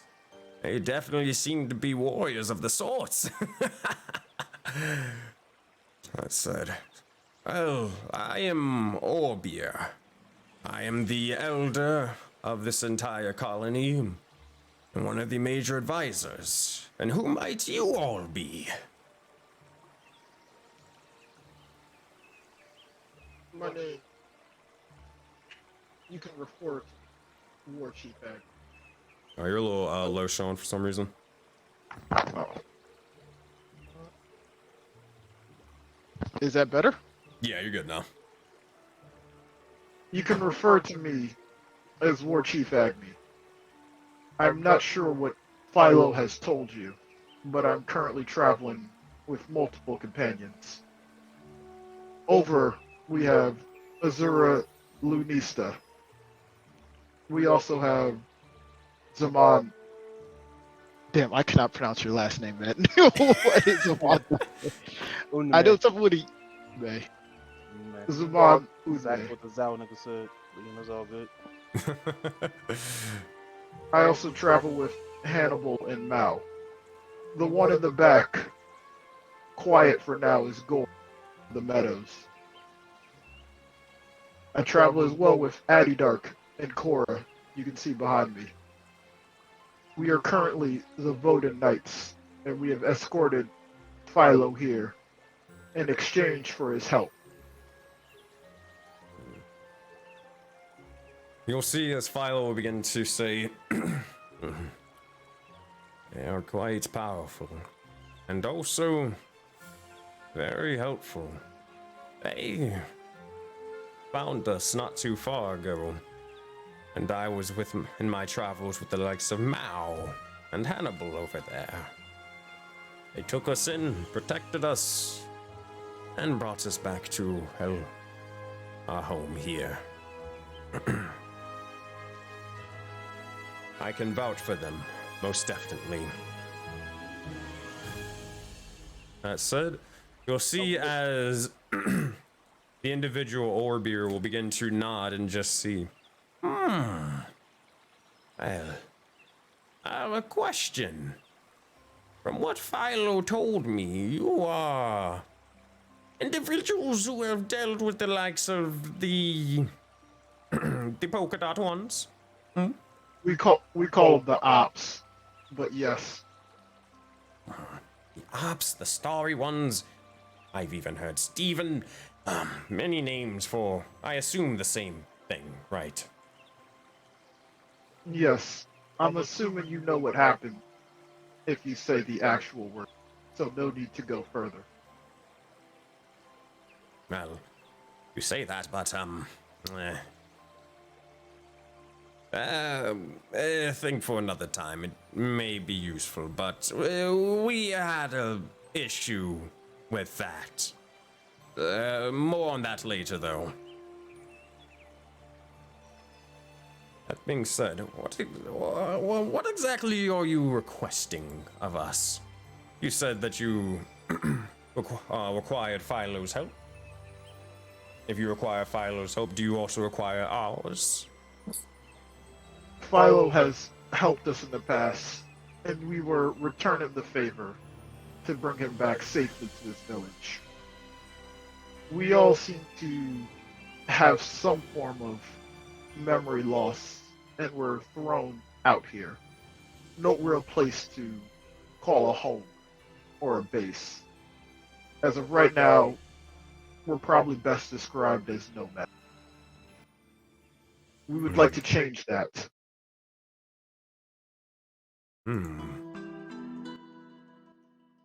You'll see as they begin to look over towards one another and begin to think. This individual over here will say, nomads now trying to sort of reside in our home. You couldn't be serious in at least considering letting them stay here. Is that, they're not, well, we've never really dealt with the likes of Myconid, or people who weren't Myconids in our home. The last time we did, it didn't really go well. You'll see as this individual over here, again, they're having this conversation right in front of you, they do not care.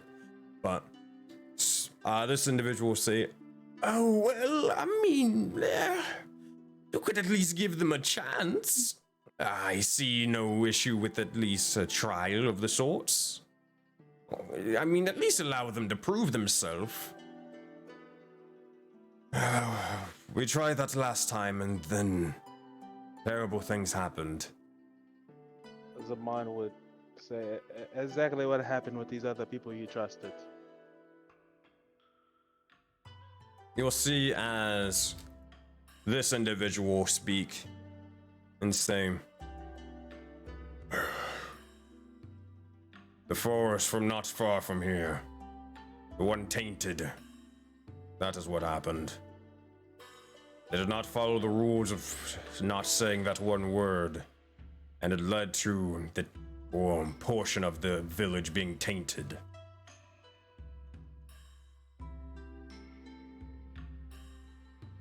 Instead, Zaman will point to his arm and say, I have a personal connection with that word, and I think this group has had enough encounters to understand the powerfulness of it.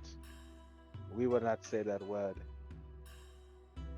Persuasion check, Zaman, and if anybody's trying to help out, then you can add into the conversation. Yeah, Zara going off that what Zaman said. She should look at Zaman pointing to his arm and not. She don't understand why he's pointing to that thing. It's always been missing. But she says to the Myconid, part of our journey has been destroying the ops everywhere we go, whenever we see them. They are they are as much an enemy of ours as they may be to you. These things are quite destructive in everything they do. Rest assured, we will not bring their name to your ears. That's it. Azora and Zaman, you can both make persuasion checks, or you can give one or the other advantage. I was giving Zaman advantage. I was gonna give Azora advantage and cast guidance on her. Okay. You probably wouldn't be able to cast guidance here, as there are a lot of people looking at you intently for you to make one wrong move. All right, fair enough. She'll just give it to you. Give the advantage. Ugh. All right. It's alt? Yes, alt. 15, not bad at all. As you begin to say this, Beer over here will say, well, I think that I'll tell you one thing. You were required to stay here in this little village of ours, correct? Is that what I'm assuming? That is what we're asking of you, yes. Well, we need to make sure that we can trust you, you know. Especially now, Philo has said that you are very, well, trustworthy individuals, but we have to still at least be very, very sure, you know. So, if you are willing to prove yourselves in a bit of a trial, then I wouldn't see a reason not to accept you. You'll see as this individual will just say, we cannot afford another mistake like this again. To at least consider. And you'll see as he just raises his hand and just stops him. Give them a chance. At least one. You all are warriors of the sorts. Gishir, if you could please, explain to them the sort of portion of the force happening over there. And maybe you can have, or these individuals can help, you know, deal with that. You'll see as Gishir, this individual, will look over and just say, from what I can tell, you all are at least capable warriors. The weapons you wield seem impressive. I just hope the way you wield them in battle is just as.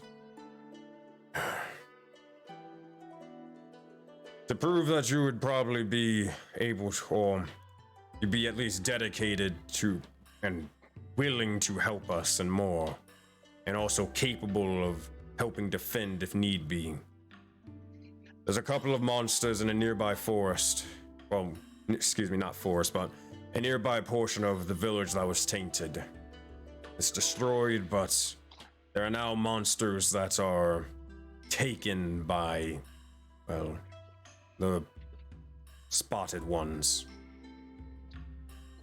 They're individuals with massive sort of maws and 3 massive tendrils with multiple eyes upon them. I'm unsure of exactly what they are, but they definitely are dangerous and they're infesting those lands. Take them out. Report back to us. Can you do this? At this point in time, Gore, make a nature check with advantage. Hannibal will do the same.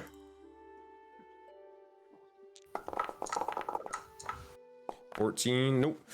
21, yes. So, as he's sort of explaining these creatures, Gore, with your training in the Hunter's Bane, you've dealt with lots of sort of monsters and learning of them and their nature. It seems to be that this individual is definitely referred to the likes of Toyugs. Strange sort of aberration-like creatures, and I'll write that down because that is a difficult one to spell, my friend. Yeah, I was going to struggle with that and just thought. It is Otyugh.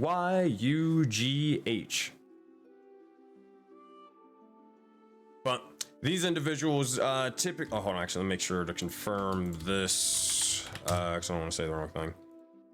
Are they aberrations or yeah, they're aberrations. They are aberrations of the sorts, and typically, well, trash monsters, to put it lightly.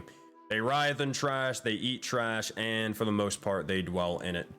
It seems they are definitely powerful individuals, more capable of strength and high constitution due to the likes of the things that they consume and more, but very, very, very, how you say, formidable foes. Nothing to be taken lightly, for sure. Judging by all of your sort of individuals in this sort of crew, depending on exactly how many, it'll definitely test you and challenge you, but nothing that you guys probably wouldn't be able to handle. Okay. Gore will be like, it was a trouble for your kind. But it shouldn't be that hard for us. We've dealt with the ops already. We've even killed a god. You'll see as this individual just straight up believes it. Oh my goodness! You killed god slayers? My goodness! Philo, these individuals must be very, very powerful.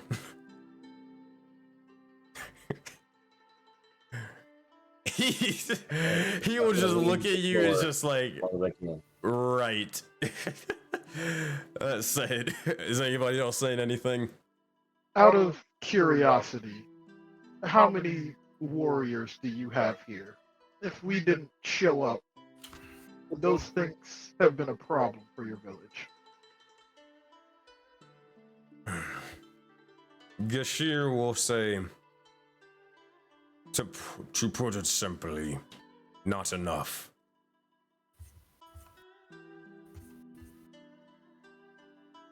Interesting. I take it you're the captain of whatever strike force you guys have. He'll nod.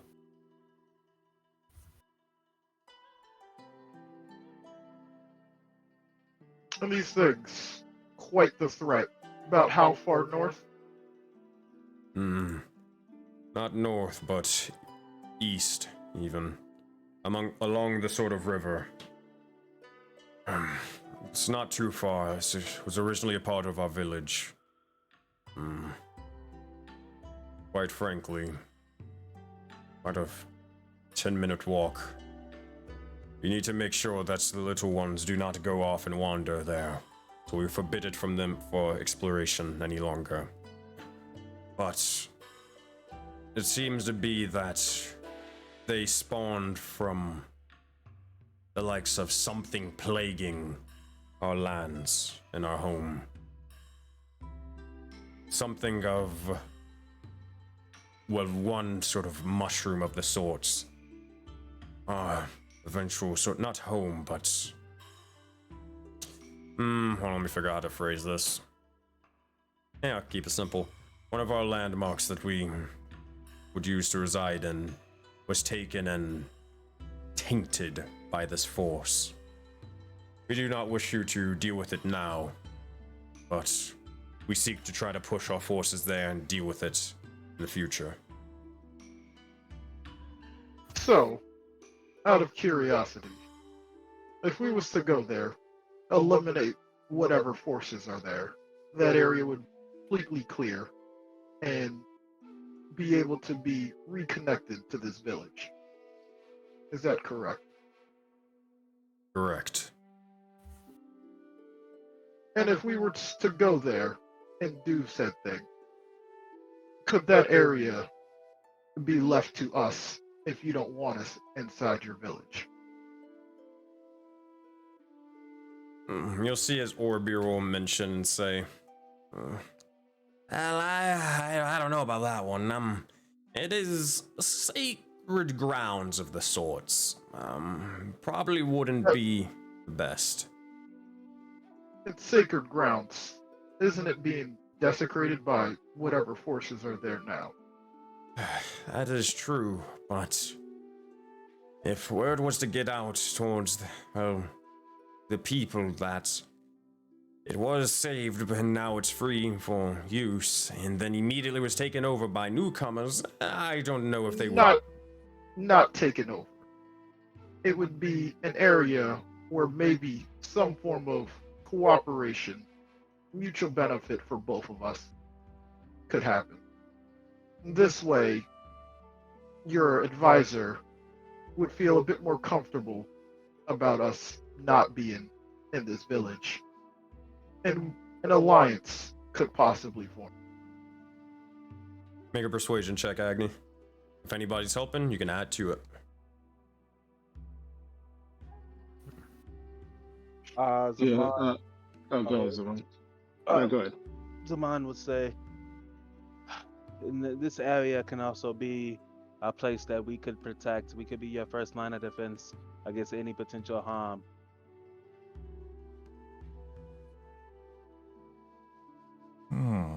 All right. And Azor, are you adding anything to that? Because you guys can all add stuff or whatever and help lower the DCs and stuff.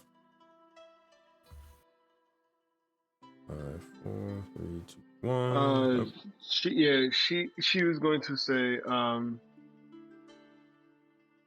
this mutual cooperation can not only be seen as you getting assistance to clear up this area, but just think you'll have a permanent look at the security in that area so that your holy place will not be desecrated again. Not to mention, you will then have access to individuals who could defend even this part of your village, if need be. It's really a win-win for you. That said, Agni, make a persuasion check with advantage, and the DC is lowered.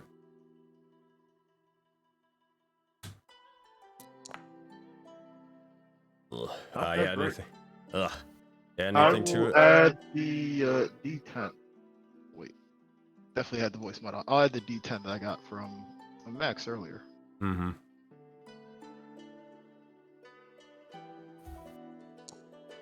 Ooh, that is a big 9 right there.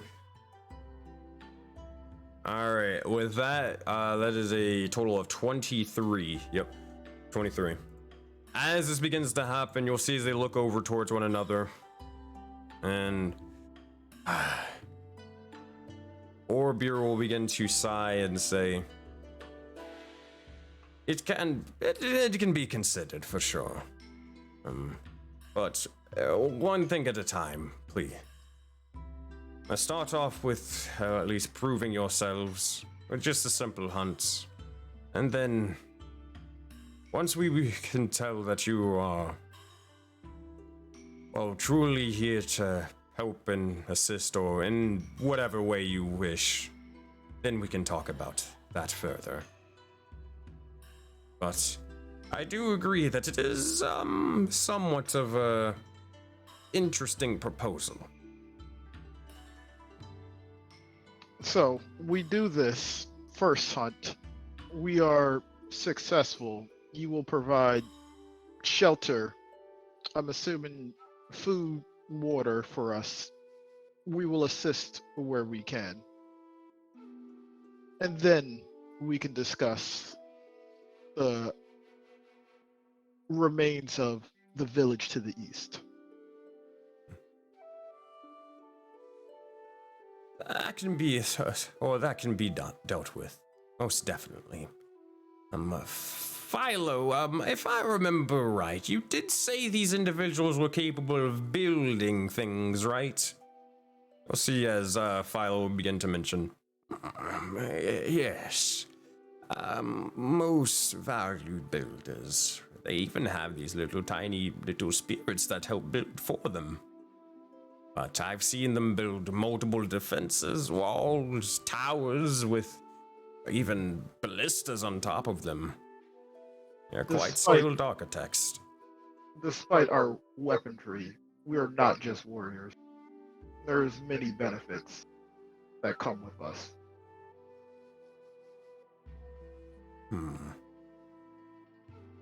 Orbir will begin to think and say, and as he's sort of saying that, you'll just see as this individual's just like, ooh, is it possible they could make a bigger farm?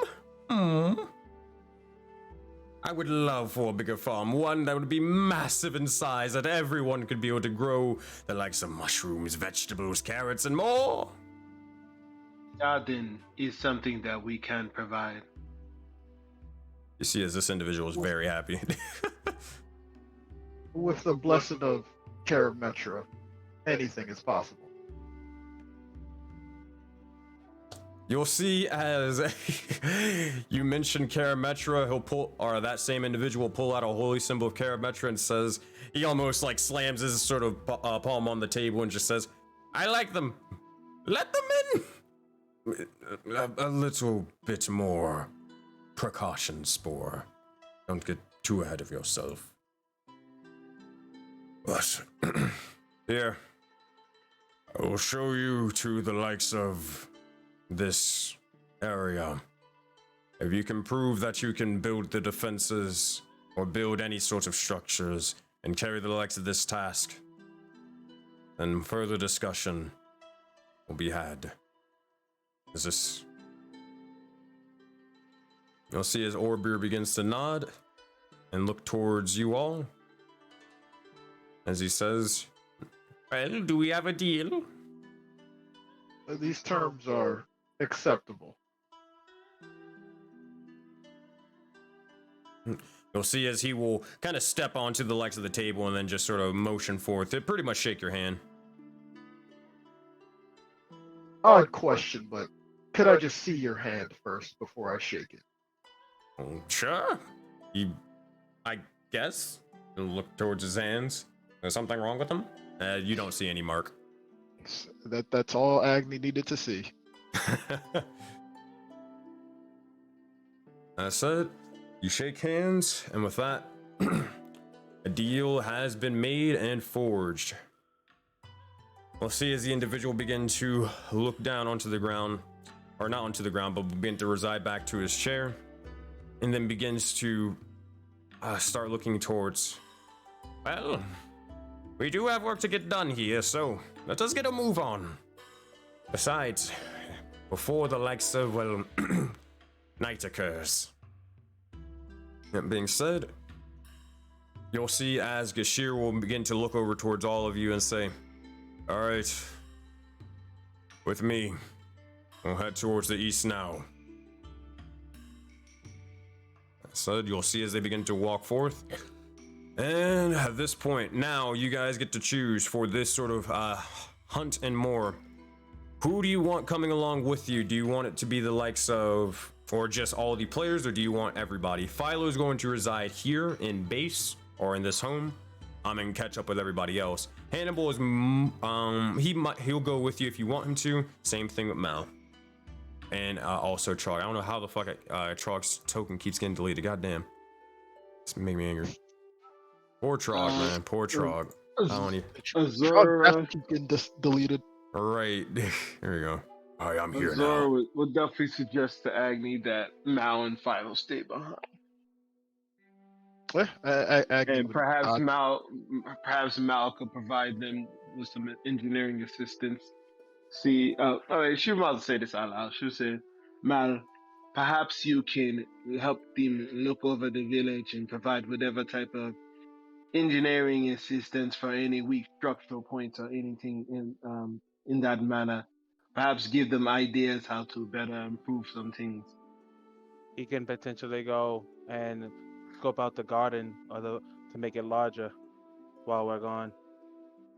Since that was already in an ask. I mean, I was thinking that we was gonna have to make the garden with our soul coins. Yeah, you'd have to make the garden with soul coins and all that stuff. Yeah. Yeah, but I mean, I guess, but he probably maybe could go pick out a good spot with the farm dude. I would say like for who we're taking, back to the original question, I mean Trog could probably come with us. And Hannibal, I mean, it's a coin flip. Maybe he would want to go back to his cave for a little bit. Maybe yeah. That man coming with us. Yeah, I would say just bring them both. Bring the martial people. He said he coming with us. Let's go. Ain't no breaks around here. he was just at his cage for 8 hours, bro. He good? Maybe he got some more stuff they didn't bring with him. I don't know. He forgot a suitcase. Did we bring Didn't we have like a cart or something? Did we bring that? Like, yeah, I assume you brought like all of your supplies this entire time. We would have had it. We would have had it. Okay. Okay. No one said. I was making sure. Yeah. I said, if you guys are bringing everybody except Mao and Philo, you'll see as Philo's going, or Mao's going to start, or he's probably gonna look over towards. Well, no, he'll probably have to stick by Philo for a bit, until you guys earn their trust. But he'll tag along with him, and the rest of you will all begin to continue outside towards, well... You hold it in your hands and back, dude. You guys all begin to head out and towards the likes of the further inner workings of this forest. As you begin Go ahead. Yeah, before we head out, I wanted to chat with Philo about healing my arm, if that, if I can get that in there. Yeah, sure. You can, this is like beforehand. Here, I'll drag your character back in. Alright, what do you say to Philo? Philo, before we begin our journey, do you have any healers in this village? I need. Okay. There's a couple, but I mean, I'm definitely capable of healing. What do you need assisted with? I got banged up pretty bad in the last fight. I don't think I'll be tossing a bear anytime soon in this current state. I could barely stiff arms him on. Is there any way you can help the healing process? I try to heal fast, but I want to be ready for battle again. You will hear as Philo does chuckle and say, "You did in fact stiff arms him on. Well, but I think I can help you with this. It'll take a little bit more of healing magic, but it's fine. Consider this my thanks for protecting me in battle." He is going to cast, he's gonna, if you can't find anything, he'll just cast Cure Wounds at 4th level. Jeez. He doesn't want to. If he can, he'll try to use a different spell, more for injuries and stuff like that. I believe that is what he's got, so he's got a cast at the higher level. So he'll cast it at 4th level to heal and mend the likes of your sort of, busted up arm. It won't cost any medicine resources at the least, but you will watch as you get a little bit of feeling back into it, and you are able to now use both of your hands, and carry 2 weapons and more. Or 2-handed weapons and more. Philo, it feels as if the fire has been relit. I appreciate that. It's a custom in my culture to not pay back any favor, but to pay it twofold. If you ever need anything, let me know. We'll nod and just say, anytime. I said, Mighty Dark, as it begins to happen, you eventually walk outside and join the likes of your other companions. And as you do... go ahead. As I walk out, I turn to Azura and I go, high five. You're muted, Kane. Yeah, she was looking, see, is that the poem with the mark on it? I actually don't even know. We don't do that here. Don't even know. And I guess I'll come in for the bear hug and lift her up off her feet and set her down. She'll take it and be like, let's be on our way. Yes. I said. Did someone say a hunt for creatures? Is it night? They are creatures of the sorts, and they are technically more powerful in the night. So, I guess so. Said, you all begin to walk off, and as you begin to do so, you traverse into the likes further and further into this mushroom-like civilization. But as this begins to happen, you reflect on your journey thus far to get here to this state. From meeting one another, traveling up the waterfall, dealing with orcs and slaying them all, any bits of the corruption in your path, you all stand victorious and more powerful than ever. With that, we end our session in this portion of Valley of Dreams as you all hit level 4. Oh boy. That being said, thank you everybody who's been playing and all that good stuff. Special shout out to all the players. This group has been a fantastic one to DM for, and I hope you guys enjoyed yourselves throughout the entire campaign because it's been a blast for me to DM. Definitely been a pleasure. That being said, we did run a little bit late, so I know you guys gotta get going, or if you do, we're gonna handle quickly. Actually, if the more veteran players, if you guys can actually handle dice rolls for rolling HP and all that stuff, help them all out while I break down stream, that would be much appreciated. Afterwards, I'll answer all your questions if I can. And yeah, I'll be right back, guys. Thank you guys again.